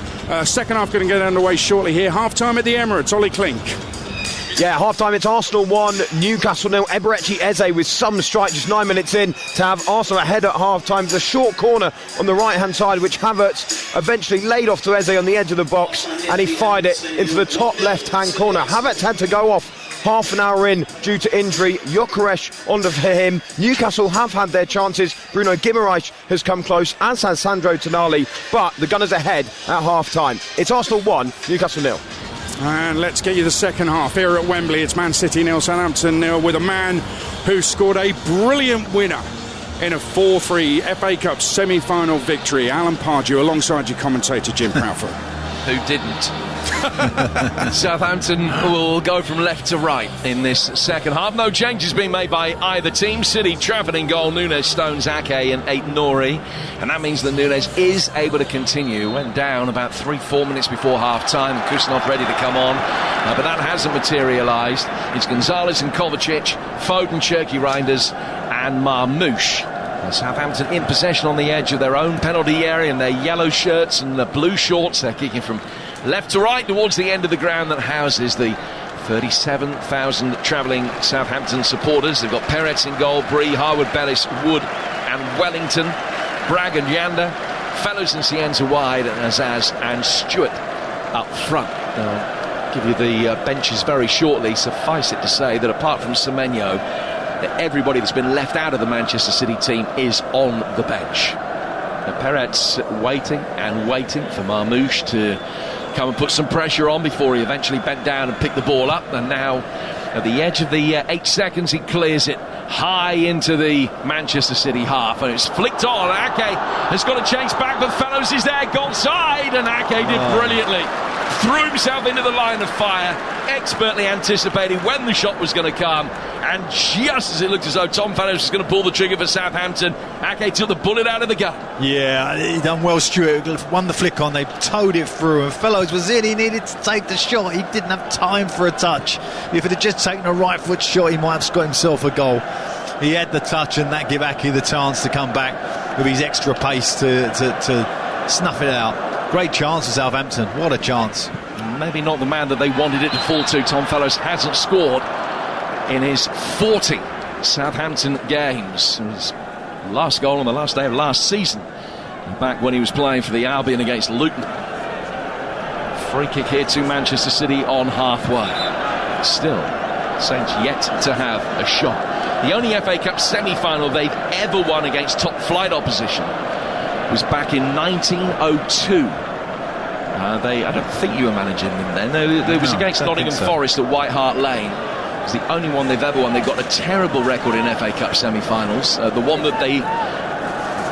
two that they have won in the relatively recent past, both against sides beneath them, and they had that cup run in 76. They beat 3rd Division Palace, so-called team of the 70s. Oh, that's right, yeah, Peter Taylor, etc. It was a great team for a 3rd Division side. Southampton beating Palace then, and then when they made it through... I was actually at that game. In 76? Yeah. Were you really? I was. 15. Fantastic. So, supporting who? Crystal Palace, actually. Malcolm Allison with the big hat. Various other things. It's only a big hat and a larger-than-life character. Definitely was. And a great coach, you know. Brilliant coach. I read a book he wrote, I don't know, I think he penned it in sort of 1970 about saying the game will all be about athleticism and physicality. Wasn't far wrong, was he? No, not at all. Here's Aït-Nouri, he's done really well. Nudged it over Fellows, trying to ride the challenge of Bragg. Still he goes, setting it up for Reinders. Southampton clear. Towards halfway, he clears Ake. Stewart will chase after it. Stones' starting position was really getting out enough of a head start to be able to guide it effectively back to James Trafford, away to the right-hand side. So that game was at Stamford Bridge. The other recent one that they've had, 2003, when they got to the final, they beat Watford of the Championship at Villa Park. Here's Marmoush with an effort that's deflected up from Harwood Bellis over the bar. And the first corner of the second half goes Manchester City's way. It's 0-0 here on TalkSport. Again, great defender from Southampton, Harwood Willis there. Just like calm as you like. Snuffed it out, got a good blocking. Corner to Man City. Which they will take on their left. Apart from Younes, everybody is forward around the edge of the penalty area. They've got the opportunity to work a short one. Southampton have seen it, but are making no attempt to stop it happening, and it is played in towards the feet of Aït-Nouri from Reinders. Dejani Reinders getting it back again on the corner of the penalty area, sending over a nice ball that is headed away by Harwood Bellis on the edge of the 6-yard box. Half cleared, but only half cleared. Younes getting his foot on the ball, and then didn't fancy his chances of playing a good ball out of the left. He's turned the other way just to see who was where. Plenty of time in possession, and City will now work it down to the left with Reinders playing in Aït-Nouri. He's just for a moment faced up by Wellington, and it was cleared. And Wellington judging an awkwardly bouncing ball well, but it was very difficult for him to be able to get it past the two men in light blue shirts behind him. Stewart again leading the counter, putting the pressure on as Manchester City worked it back amongst the defenders, but they've played neatly out of that. Now chip it over top towards Marmoush. No flag. Marmoush inside the 6-yard box. Foden was waiting. He was pulled deeper instead. Yanda was back, got his foot in, and it'll be cleared down the right-hand side by Bragg. Bright to start the second half though from Manchester City, getting themselves into good positions out wide earlier. And this is where, why Pep is such a great manager, because, he's got him in at half-time, he's zipped them up, and they've come out with so much more purpose. It's a real test now for Southampton. Good little spell this for Man City. Kovacic, Aït-Nouri. Step over from him, played into the feet of Mateo Kovacic again. Reinders will take over. Ake making a run, and he's got it in behind Finn Azaz to find Ake through the 6-yard box and half clear.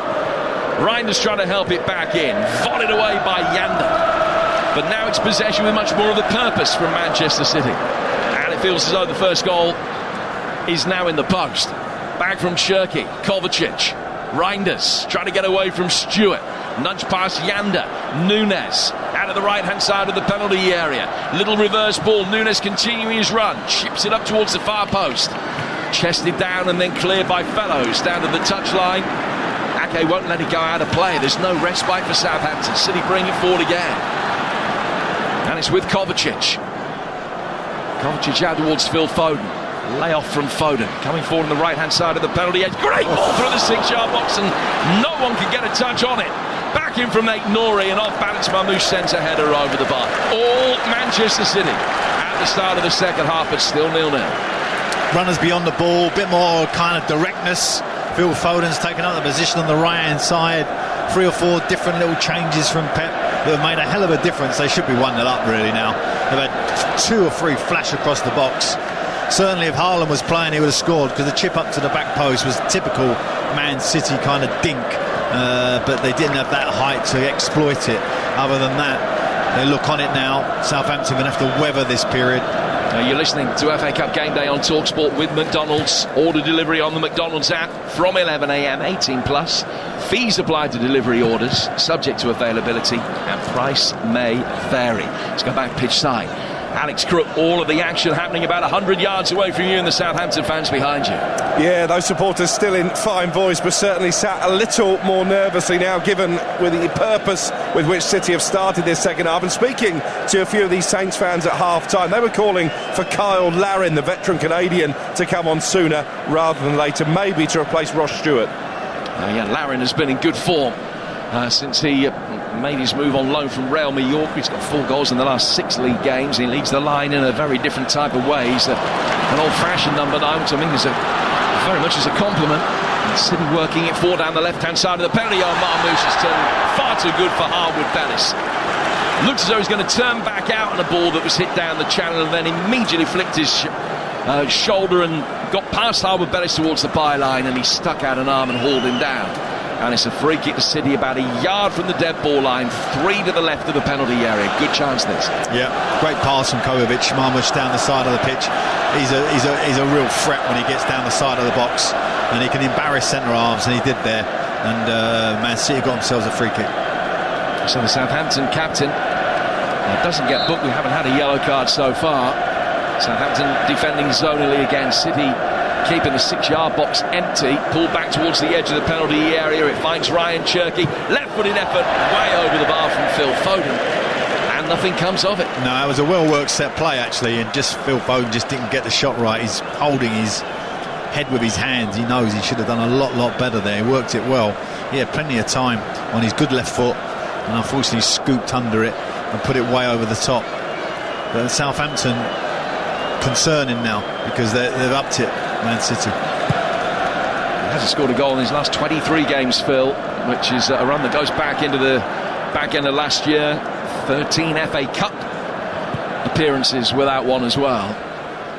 Here's Cameron Bragg for Southampton inside his own half.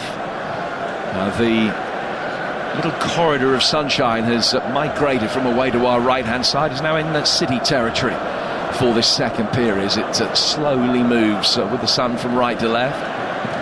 Wellington trying to make his way forward down the Southampton left. It's worked inside here for Stewart. Stewart letting fly. A shot from Southampton, the first that they've had. It's taken 55 minutes. It was comfortably claimed by Trafford. And then a free kick is given City's way right in front of the Southampton technical area, and Harwood Bellis has got to be careful that he doesn't talk his way into the book, having seen another free kick go against him. He didn't like the decision of the first one. Hated that one. It was a bit unfair there, I thought, where he was a great little challenge, and the ref thought it was over physical, I think. I tend to disagree. Certainly that 1976 FA Cup semi-final that we were talking about earlier, wouldn't have given a free kick for that then. No, for sure. Yeah, Doku and Savinho stripped and ready for action for Manchester City, and a double change will be made shortly. 10 minutes into the second half here on TalkSport. Jim Prafford and Alan Pardew talking through the action from Wembley, where it is still 0-0. And Manchester City brighter at the start of the second half after Southampton soaked up the pressure pretty comfortably in that first 45 minutes. They certainly restricted City to only a smattering of opportunity, but there's been more potency to go with the possession in this second half so far. Gonzalez working it wide out towards Phil Foden. I wonder whether he will be one of the players coming off in a moment. Younes has got it, faced up by Cienza. Southampton haven't been able to get into the game so far, other than that one moment early on where he put the ball in the net but was disallowed for offside. Ball headed away by Wood as it comes back into the Southampton penalty area. Another chance for Foden. Foden across the edge of the penalty area. Space for Younes. It's Foden on the shot, on the turn from Cherky, which was blocked, and then Wood can block the next one, and that goes out of play for a City throw. No, great bit of defending, but they're really knocking on the door here, Man City. I think they're going to make their changes, but great little bit of feet there from Cherky, and he got the shot off. Good block, and then Wood's done a fantastic second block to make sure there was no shot on target. So the first player coming off is going to be Mateo Kovacic, who his first start of the season has had a fine game. Wow, I'm surprised at that. Unless Pep is so happy with him, he's thinking about the game that's coming. He was terrific. But, sometimes your sports scientists say to you, 60 minutes maximum, and get him off. So that might nothing to do with the way he's played. He looked absolutely on it. And that'll be a nice bonus for Pep at the end of the game. If he gets a victory here, that will be the icing on the cake. Unfortunately, the other players, Phil Foden, and that is deeply disappointing. Yeah. Foden makes his way off and has a long face as he makes his way up and takes his place in amongst the other Manchester City substitutes. City from the restart, trying to work the ball down the right-hand side. Wellington will clear. It's out of play for another City throw. I suppose the only thing you'd say about Kovacic is, in the absence of Rodri, that there's more importance now that they manage the Kovacic minutes, and the recovery from that bad foot injury that he had absolutely right. Jimmy, you're spot on there. That, as you say, that Rodri injury may have highlighted the fact that Kovacic, knowing that he's probably injured, has given him a little bit of a boost as well. He certainly played like he wants to be in this team. It's the first chance for Jeremy Doku. Back from him to Reinders, and that is only just wide. Perez was looking nervously over his left shoulder. He knew he was beaten, but Reinders couldn't quite get it to curl in enough, and it remains 0-0. Yeah, that was Reinders at his best. He brings it onto that right foot. He's got that ability to put it in the far corner with pace and power.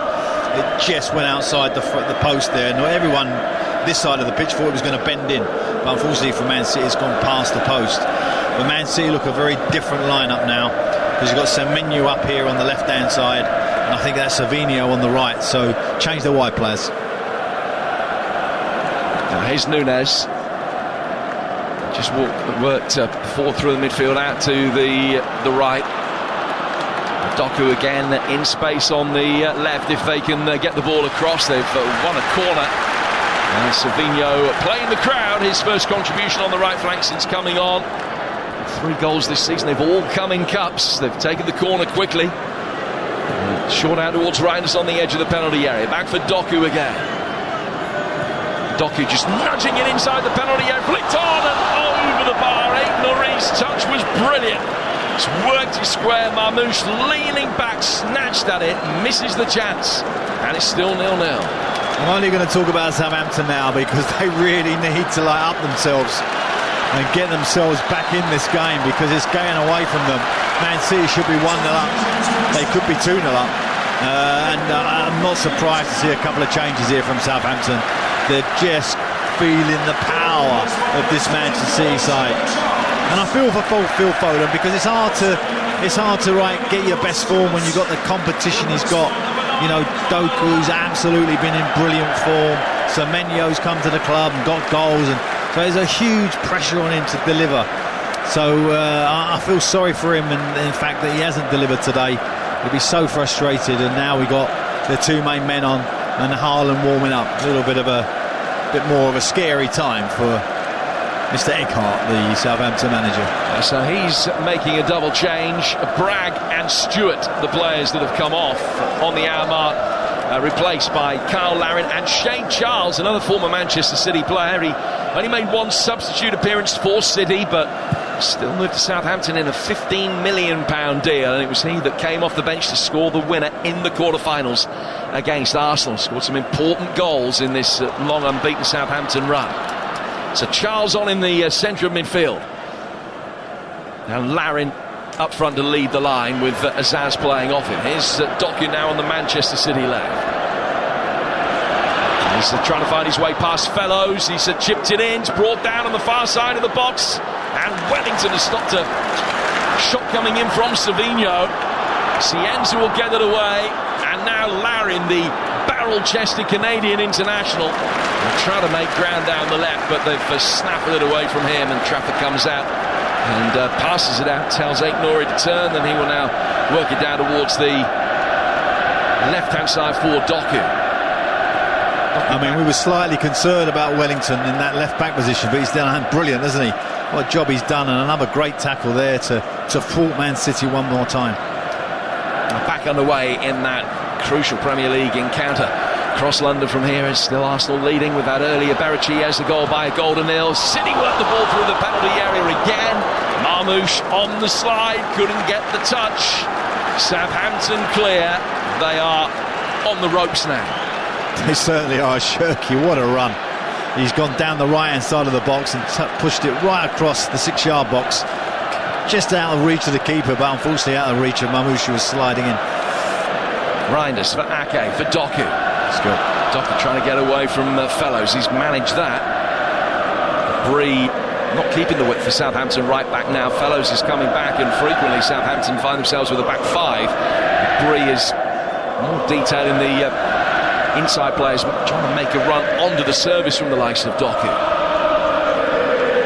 Unable to get the ball inside the penalty area here. He's nudged it back instead towards Reinders. Southampton with everybody back behind the ball. Larin trying to nudge it away, but Younes stopped that happening. Plays it out to the City right. Savinho coming forward with intent, slipping it down the right hand side of the penalty area. Cherki trying to play it back, wins Younes, I beg your pardon, wins another corner, which will be taken on the City right. Still 0-0 with 63 gone on TalkSport. Yeah, you can see they've got a bit between their teeth here, Man City. You can just sense the goals coming. They're really going to have to concentrate here, Southampton. There's relentless pressure. Every time it goes out of play for a restart, City do restart as quickly as they can. They've worked this corner short again. For Savinho on the right-hand edge of the box. Southampton trying to stop a shot from Cherki coming in. They manage that. Savinho with an effort, beaten away by Perez. Comes outside the penalty area for Doku. The Doku's just shown too much of it to Yanda. And Yanda might be able to get it away for Southampton, but he's run down the blind alley. Larin is able to pick it up. Trafford does really well. On an afternoon where he's on next to nothing, he's raced out of his penalty area, and Pep Guardiola, Alex Crook, absolutely loved that. He knows how important it was that Trafford got to that first. Yeah, that's probably the most animated the Manchester City manager has been all afternoon, hopping about in his technical area. City bring it forward again, right-hand side of the penalty area. So many opportunities for them now to cross it. A lot of them are being passed up, just waiting for the perfect time to deliver. A side that tend to play percentage football. And working out towards the right-hand side of the penalty area again. Yanda dangles out the foot, and he's been able to nudge the ball away from Savinho.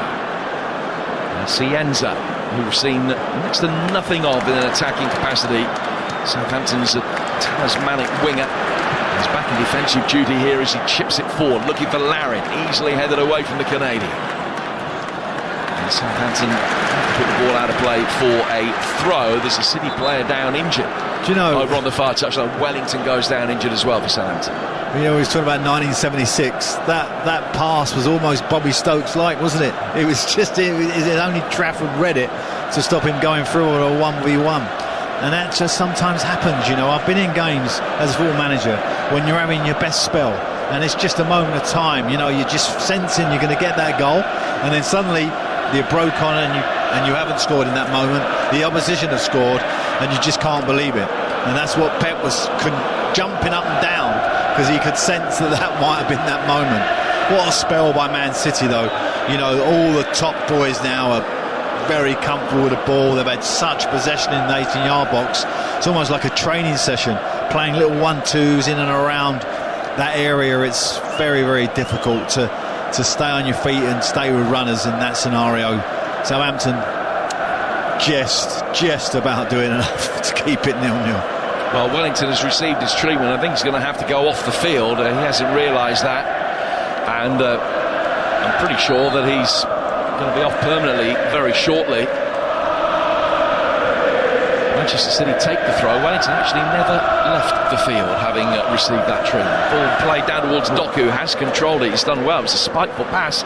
Stuck out his right leg, brought it under control, making his way forward, trying to take on Fellows. Laid back by Aït-Nouri in briskly inside the penalty area. It's a clever little backheel flick. Aït-Nouri couldn't get on the end of it. Fellows whacks it away. Looking into the sun, Stones walks onto it and nudges the ball with his head to his left-hand side for Nathan Ake. Arsenal leading 1-0. We'll be back there in a moment. Doku, great reverse ball. Aït-Nouri trying to put it on a plate for any number of City players arriving, and a fantastic block from James Bree stopped that happening. Southampton continue to live on their nerves, but the quality of their last-ditch defending has been good. Grinders, 15 outside the penalty area. City bringing it forward again. So much of the best quality of Manchester City's attacking play are coming down this near touchline now, where Doku clearly has the beating of Fellows. Yeah, and unfortunately for Southampton, they've got no outball. They're getting pinned back, and therefore you've got no release. And they just come in, Man City. Fellows playing on the right of what's now a back five is a problem for Southampton. They might look to rectify it in a moment. Great play on the edge of the penalty area by Marmouche, who then has caught Shea Charles, and it's a free kick which Southampton will take on the edge of their own box. It gives us a chance to go back to Arsenal. What's happened start of the second half? Ollie Klink. 7 gone in it, Jim. Arsenal 1, Newcastle 0. More injury issues for Arsenal. They lost Kai Havertz in the first half, and now Eberechi Eze has made his way off the field. He went down under his own volition on the edge of his own box, and Martinelli has come on in his place. So a real blow. 2 real attacking talents leaving the field. Eze had the only chance of this half so far, a mistimed header, but a real blow for Arsenal at the start of the second period. Arsenal 1, Newcastle 0. Ollie, thank you. The situation, as I know you're aware, Arsenal, as they lead there, 3 points clear. City have a game in hand. Arsenal's goal difference advantage is 1. City next in action in the league, away to Everton. It's a week on Monday, and it's live on TalkSport. Plenty of live football between now and then, including the first leg of Arsenal's Champions League semi-final there at the Metropolitano Wednesday night, and we're there with them away to Atletico Madrid, live on TalkSport on Wednesday. Southampton in action Tuesday. They're at home to Ipswich. That is on TalkSport 2. Here's Doku. Way back towards Ake. Ake coming forward. Manchester City calling for the cavalry. They brought 2 wingers on. We're going to see Haaland and O'Reilly in a moment, with the midway point of the second half having already gone past us. 0-0 the score here on TalkSport. Savinho dropping his shoulder, checking, trying to get the ball in past Wellington, who's been forced to concede another corner. Bless you. A corner which will be taken on the City right. That's all right, we're all friends here. Hay fever in the middle of Wembley Stadium. Corner on the City right. City haven't made the change yet. Marmoush standing right in front of the goalkeeper, Perez. Swung in left-footed this time. Headed away well by Harwood. Bellis comes back outside the penalty area. Down towards Doku. Doku running at and beating Azaz. Now Fellows is on the scene. Doku playing it back. Edge of the penalty area. Space for Nico Gonzalez. Coming to Cherki. Cherki checking, trying to get away from Yanda. Got the ball in. Wood digs it clear from the penalty spot for Southampton. And then Shea Charles is fouled. And it's a free kick the Saints will take about 10 yards outside their own penalty area. But this is a fearsome sight. You're a Southampton fan and you think that they've done well to repress Manchester City so far. Yeah, and they're going to bring on the 35-goal Erling Haaland. Yeah. I genuinely think that Southampton need to change tactics here. If I was them, if I was the manager, I'd just leave Larin up and give him an out ball, because it's just otherwise it's just going to keep coming. And when you haven't got that release, all you're doing is just handing possession back. And Pep is enjoying this. He's, bringing on fresh players, great players, world-class players, and taking off great players. And so he's getting plenty of rest into his team. And they've still got the upper hand. So, you need to ask them some questions here. And Southampton are not asking enough at the moment. They're just hanging in. So, not only is bringing on Haaland, he's also bringing on the man that scored both the goals the last time Manchester City were at Wembley in the League Cup final when they beat Arsenal. Nico O'Reilly has replaced Aït-Nouri. Haaland for Mamouche is the other change. The City have made 4 of their 5 now. And Southampton with 2. I don't think Wellington is going to be able to continue for an awful lot longer. They have got Yellett ready. I think he might be coming on soon. So still Manchester City 0, Southampton 0. Haaland, I was really surprised to read, has never scored in a semi-final or a final for Manchester City in 14 such games. Might get an opportunity here though. City turning over possession to work down the right-hand side of the penalty area. Perez with the save. Comes back out. Another right-footed effort from Cherki's block. Big handball shout. And then the third shot is dragged wide. Wow. That is incredible how that hasn't got in the back of the net. I mean, 2 great opportunities. Great save, but it comes back out to the middle of the pitch. Another block they put in. The 2 centre-halves for Southampton have been off the scale. Been absolutely brilliant. But they need something else. They can't hold on forever. They need to have an out ball. They need to get some pressure relief from them. And just going back to Nico O'Reilly, probably the young player of the year in this country. And looks like, he's going to be a definite starter for England. What a find he's been. And as you say, 2 goals in the League Cup final. He'll be very, very confident and assured. And I was very pleased with your stat about Haaland, because I've got something on him then, haven't I? Scored in a semi. Yeah, absolutely. Yeah. You have, he hasn't. Come on, son. Get your finger out. He has got 294 goals in his career, though. Yeah, just slightly more than me. Netted the hat-trick in the quarter-final against Liverpool that took him to 12 in 12 in this competition in his career. Reinders, who came close a few moments ago for Manchester City. In fact, he's had their best chances of the second half. Can't get on the end of this one from Doku. And Southampton will be able to get it away. 17 minutes to go before we head for extra time.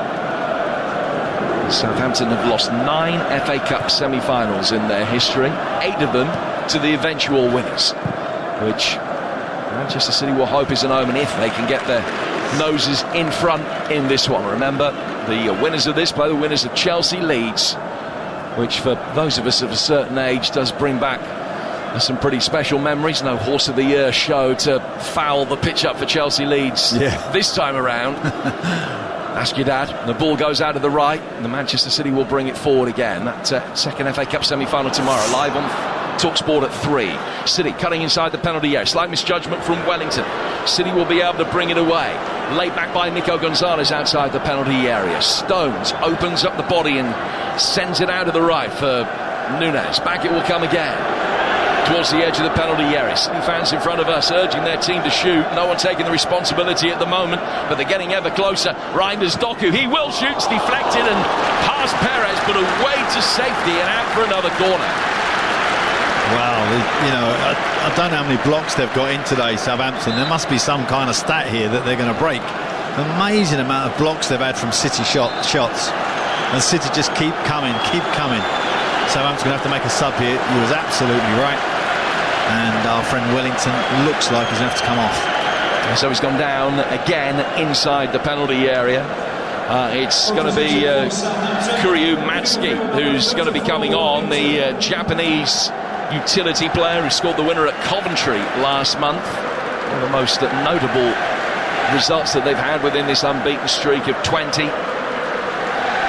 ordinarily plays in midfield. He can play as a deeper lying central midfielder. He can play as a 10. It'll be interesting to see how they shuffle things around, because he's not a left back by trade. Wellington, who is back on his feet but seemingly unable to continue. Matsuki's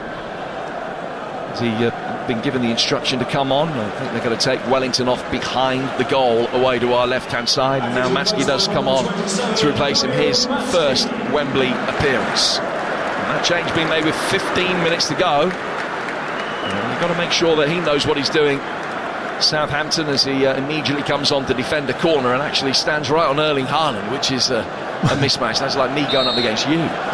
Corner to be taken on the Manchester City left. Taken short. Ryan Cherky, and Peretz comes out and claims it. Took the ball at its highest point and nearly cleared him, but he did well. And he's bowled it out looking for Cienza right through the middle. Great covering from Younes. And that's got Doku going forward again for Manchester City. Threaded through towards the edge of the penalty area, but Yanda was there, got in the way, gets it away. Larin, who's just dropped in at right back for a moment, the striker. Goes back for Bree, long ball sent forward. Cienza giving chase, wasn't too sure where it had gone after it had bounced. Ake then a heavy fall as he goes up for one with Yanda. And Riley will put it out of place so that Ake can receive some treatment. Still 0-0 and a little bit stop-start now.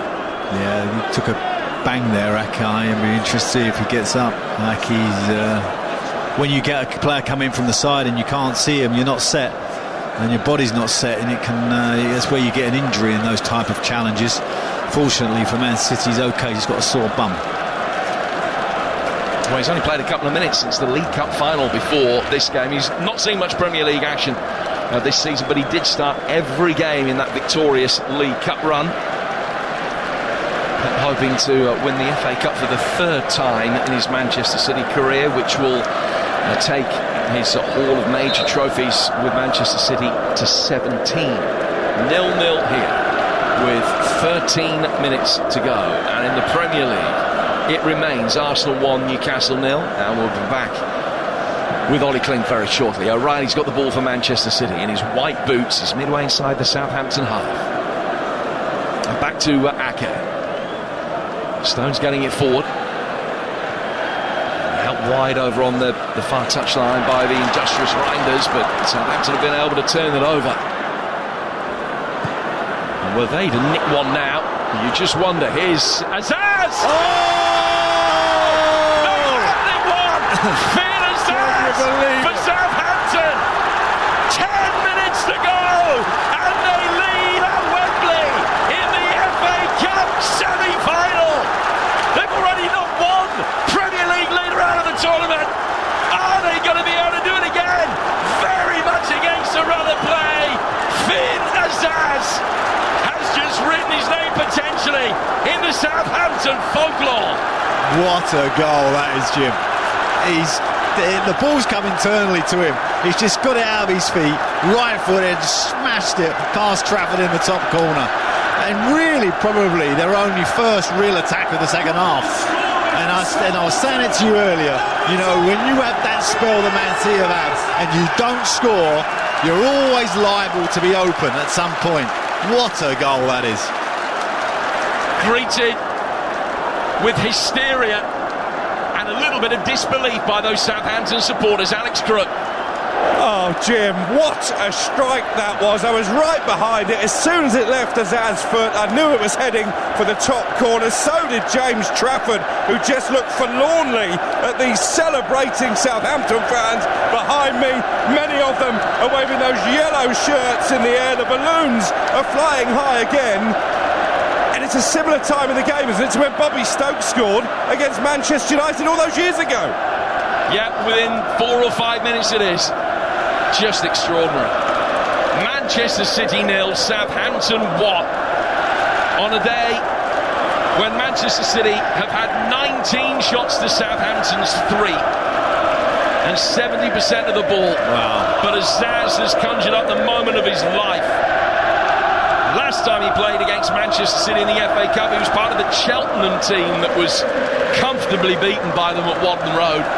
Now, at Wembley, has he scored the goal that will see Southampton stop Manchester City's hopes of winning the treble? Free kick to City. They've still got plenty of time. 10 minutes and a lot of stoppage time to be added because it's been so fragmented this second half so far. I mean, you know, the two centre-halves of Southampton is going to give them a whole new lease of life, that goal. Now they've got to hold on. They're going to come under intense pressure now. They just got to get their timing right. Doku. O'Reilly snatching at it. Clear. At the moment, the Saints are marching into an FA Cup final, which would be their first here at Wembley since 1976. Their first FA Cup final since 2003, when Gordon Strachan's men lost to Arsenal. But City with plenty of time. Yeah, they're inside the Southampton penalty area. They've worked it inside the 6-yard box. Sliding challenge in front of Perez puts it out of play for a corner. All City, but they trail 1-0. Yeah, they've got to switch on Southampton. There's another short corner coming in quick here. Taken on the right. City with plenty of bodies inside the penalty area. It's laid back for Reinders on the edge of the D. Jeremy Doku. Doku for Nico Gonzalez. Right-footed ball. Clipped in by Cherky. Heads go up for it. It's come off Azaz. Back outside the penalty area, but not for long. 1-0 Southampton as Doku looking for an equaliser. Sends in an effortless deflected and in. And they were ahead for only 4 minutes. It's Jeremy Doku. Manchester City with great character and resolve. Turning the screw. Deflection spun it past Perez. And it's dead level again at 1-1. Oh, what a disaster for Southampton. Never let a right footer cut across the pitch like that. And unfortunately for the goalie, who probably had it covered, it gets the deflection and skips over his hand. And Man City, you can't say they don't deserve a goal. They do, but Southampton, wow, they'd be kicking themselves. They could have defended that so much better. 1-1. Jeremy Doku, who scored in the 2024 final. Makes it 1-1 in the semi-final. Howard Bellis getting it forward. Here's Shea Charles. Cut back inside the area. Larry lets it run across his body. Can he get a shot? And he set it up for an effort that's brilliantly tipped over the bar by Trafford. Good response from Southampton as they get a corner. Great chance. And Trafford had made a good save. That was going in. It was just going under his bar. He's so unlucky to goal. Just as a replay of the equalising goal. The deflection defeats the goalie. It just takes it further into the corner and away from him. And then we have this great chance at the other end. And suddenly we got an open game. Yeah, it was brilliantly hit. Matsky, for a moment, thought he'd scored. While in the quarter-final, Southampton led Arsenal, will play back and then score inside the last 6 minutes. 7 minutes to go here. This is Southampton's first corner of the day. Leo Cienza with it. Plenty of air underneath it. Sending towards Harwood Bellis. Nodded back down. Turned back in by Shea Charles, and the offside flag is up. City allowed to play on. Good advantage from the referee. And now motor forward with an excellent ball out from the back from Haaland. Doku then trying to poke it in, and Yanda came back to cover to make sure that it was nothing more serious than a throw to Manchester City on the left-hand side. 1-1, 6 to go in a slow burner of an FA Cup semi-final, but it's turned into a thriller now with Azaz's goal counted out by Doku within 4 minutes. 1-1. Here's Gonzalez. Bernardo Silva is going to be Manchester City's last change unless we go into extra time. The fifth sub ready, poised for action. Cienza looking tired. City have just danced past him on the far touchline. Ball dug clear.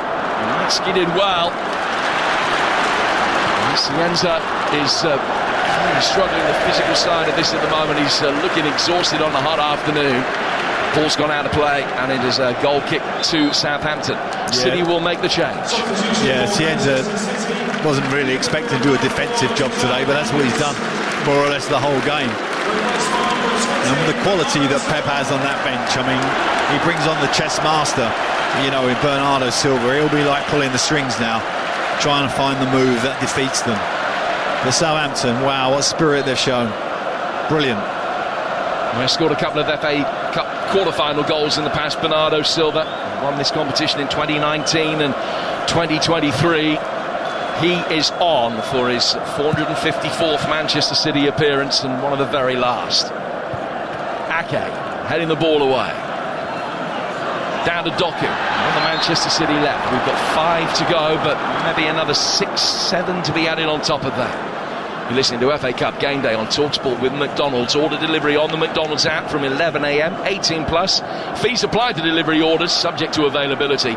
Price may vary. City bringing it forward. 1-1 the score.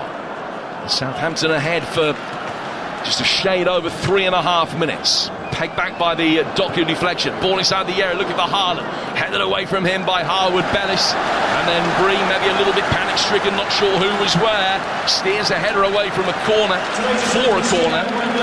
Harwood Bellis and Wood are trying to just trap Haaland because they know he's the real threat here. Doku getting past Fellows, pulls it back towards the penalty spot. City setting it up, right-footed effort from Nico Gonzalez was blocked. Another block. Wow. All hands to the defensive pump for Southampton.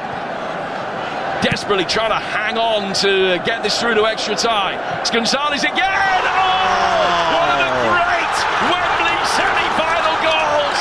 Might just have won it for Manchester City. 25 yards out on his right foot, pinged into the top left-hand corner with real ferocity. Nico Gonzalez, only a rare goal scorer for Manchester City, but he's picked his moments with real quality, and he's picked out the top left-hand corner. 8 minutes ago, Southampton led this. Now they trail. I mean, that is some hit. He sort of stepped in, he's steadied himself. He must be 28, 30 yards out. He's hit that with such venom. It's gone like an absolute arrow into the top corner. What a goal. And you can't see that Southampton possibly could pull this back. That is one of the greatest goals you've seen here in a semi-final. Outstanding. A quite magnificent finish. Manchester City 2, Southampton 1, chasing the treble. They've had to go to the well in a match in which they were behind with 8 minutes to go, but they've scored twice. Doku on 82, Gonzalez on 87, and now Southampton forced to come out, chasing the game. 2.5 minutes plus stoppage time to go. They launch it long looking for Harwood Bellis. They're going to make a double change, and they'll bring on Cam Archer and Samuel Adozie, another former Manchester City player. He played for City in the 2021 Community Shield, never saw the light of day again, but he's coming on at Wembley against them here. It'll be interesting to see, Jim, you know, when they analyse that goal, the speed of that shot, that's going to be right up there with one of the that's one of the best shots I've seen for a long, long time. Outstanding. Throw to be taken on the Southampton right. Arsenal still leading by a goal to nil in that Premier League encounter. We'll be back with Ollie Klink in a moment as Shea Charles works the ball forward, finds Adosi, gets it inside the penalty area, it's deflected, it's gone out of play off Ake, and Southampton have another corner. These might be their best opportunities with 90 seconds, little less than that to go in the 90 minutes. Leo Cienza comes out to take it again. Can they now find an equaliser to take this into extra time? Everybody apart from Yanda and Perez and the corner taker Cienza inside that Manchester City penalty area. Cienza looking for a man in yellow, sending it in very deep, headed away by Stones, and they'll do it all again. It's gone out for another corner, and Cienza will chop from the right flank out to the left to take this one as well. Yeah, I always prefer the in-swinger, which he's going to take now, particularly in these situations when people are nervous and you can just get a little nick on it. Let's hope he gets a good ball in. So 30 seconds to go, plus stoppage time. Cienza to take this next corner. Southampton's third in quick succession. Larin making it run towards the edge of the 6-yard box. Trafford punches it away as we go into 7 minutes of added time. Doku, he's nudged it past the advancing Perez. Perez is in the wrong half of the field at the moment.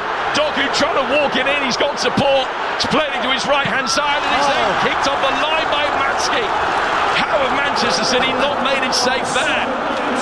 Cienza brings it forward, gets it out to the Southampton left. They've got a man over at the far post, is Azaz. They found him with a great ball that he's killed on the right-hand corner of the penalty area. Left-footed ball clipped in, not deep enough to find Larin. City will bring it away, and they'll be absolutely mystified as to how they haven't scored on the counter-attack. So Perez came out 70 yards from his own goal to try and win a 50-50 to deny a counter-attack and didn't get it. City bring it forward now.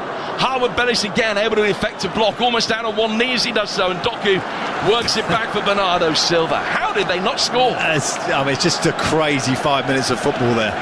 They've just broken, and the goalie's missed it on the halfway line. He looks like he's just going to run it in. They get back, defend it, block it on the line. Outstanding bit of defending again. And we still have a game. Doku finding O'Reilly, too much on that for Haaland. The second time of asking, he's knocked it square rather than headed it towards goal, and Yanda can get it out of the penalty area, and Matsky will be able to complete the clearance. It was his brilliant goal line intervention that has kept Southampton in this, just with a puncher's chance of 6 added minutes still to go. Oh, he's done so well. Well done. Held it up. Azaz through the midfield for Adosi. Charles going to his right-hand side. The quarter-final heroes played it in, and Larin was nearly there. Stones with a brilliant sliding challenge down towards the corner flag, and O'Reilly will clear and put it out of play. Let's very quickly go to Arsenal. Here's Ollie Klink. 3 minutes to go. Arsenal 1, Newcastle 0. Huge shout for a red card here at the Emirates. Nick Pope flying out of his goal, misses the ball halfway inside the Newcastle half, takes Gyökeres out, but there was Malik Chow on the cover. VAR checked and cleared it. It's KG here. Arsenal 1, Newcastle 0. 14 minutes to go. Remember, as it stands there, Arsenal leading, 14 minutes to go. 3 points clear at the top of the Premier League. City with the game in hand. Arsenal seeing Havertz and Eza go off injured. Here's Erling Haaland, who I'm sure had a few words with Jeremy Doku about why he didn't play an earlier ball squared on that counter-attack. Now Southampton trying to stop a quickly taken throw, and that was cynical, and it earns Shea Charles the first yellow card of the afternoon. Free kick to Manchester City, 15 yards in Southampton territory with 4 minutes to go. Let me tell you, as a professional footballer, that end of the game is the last thing you want, because you're so tired. It's going from end to end. We must have had, it went from one end to the other in a minute, 4 times. And some of the players are just hanging in there. And Southampton, to their credit, are still going. Oh, they were unfortunate there. Gonzalez has got the decision from Craig Pawson as 4 men in yellow converged on him, but at least one of them fouled it. Free kick taken by City, clipped down towards Jeremy Doku. 2-1 Manchester City lead. It was 0-0 on 78 minutes. Azaz scored A peach of a goal for the Saints. Doku equalised, and Gonzalez then scored an even better one to seemingly win it for Manchester City with 3 minutes of normal time to go. We're halfway through the 7 additional minutes. Is this going to be Southampton's first defeat in 21 games in League and Cup? City have a corner. Matsky has acted as the ball boy, spotted it down on the corner quadrant. Manchester City taking an age to come across to take this. Seemingly not testing the patience of referee Pawson. Arno Silva just managing the situation well here as they run seconds off the clock. It's Cherky that's going to take the corner. 100 to 1 on, it goes short. It does. Back towards Doku. Doku with a brilliant little spin. Then stops it going out of play for a goal kick. He did really well to retain it. Zaz, though, pirouetting, trying to get clear, then lost it. So Cherky take it down towards the corner flag again. Flicks it back, tries to win a throw, has just put it straight out of play. It's a Southampton throw. They've got 2.5 minutes to find an equaliser. They're down by their own corner flag with a throw. 2-1 to Manchester City on TalkSport. Last gasp really for Southampton. They need to get it in the other end. Been a great effort.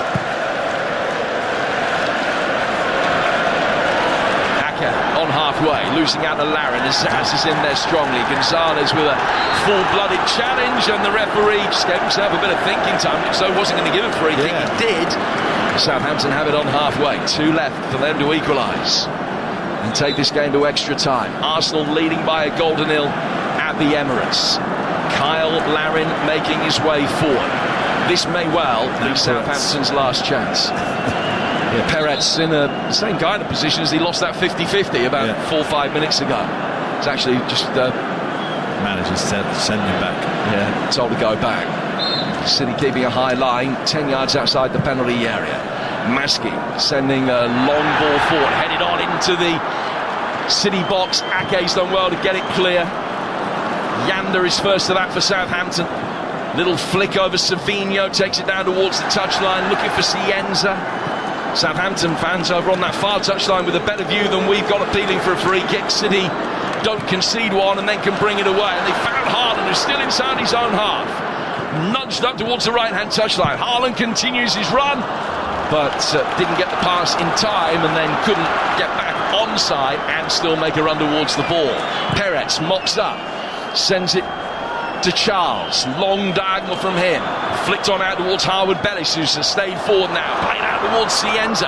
Cienza on the left hand side of the penalty area. Was he brought down? The referee says no, and the ball's just about got the legs to go over the line and out of play for a Manchester City goal kick. They are now seconds away from another FA Cup final. Yeah, well, I mean, what an end to this game we've had, Jim. You know, it looked like Man City were going to go and win this game quite comfortably at the start of the second half, pushing, and then we've had an unbelievable 15-20 minutes of football there where Southampton took the lead and Man City with their power have come back to grasp it off them and looking like they're going to get to another final. Amazing. Only about 10 seconds to go. I don't know that Craig Pawson is going to add on any additional time within the 7 minutes. He does it. It is Manchester City in the FA Cup final yet again. The first side in the rich history of this competition ever to make it through to 4 successive finals. But boy, were they given a scare along the way.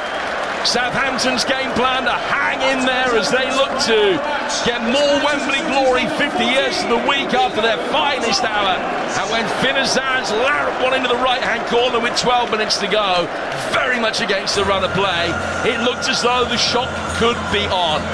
But any great champions or treble-chasing side have that character and steely resolve. City showed it. 2 goals in 5 minutes, including a world-class winner from Nico Gonzalez. The treble dream still on for Pep and his men after Manchester City beat Southampton by 2 goals to 1. Well, it got really interesting in that second half. It was all Man City, and then Southampton scored. And they didn't just score, they scored a worldie.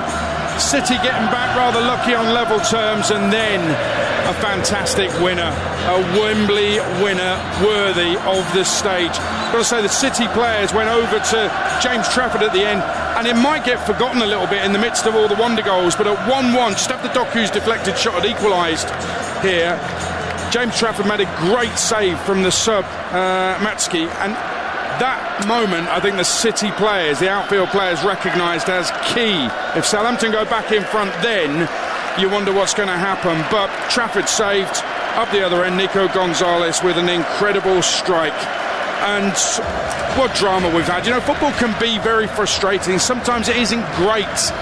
Sometimes you're wondering why you bother. Sometimes you wonder why you've paid so much money to watch it. And there were some fans who, understandably, were asleep at half-time in the seats in front of us here at Wembley. It was not the greatest first half. But then you get stunning goals that make it all worthwhile. We didn't just have one, we had two wonder goals here.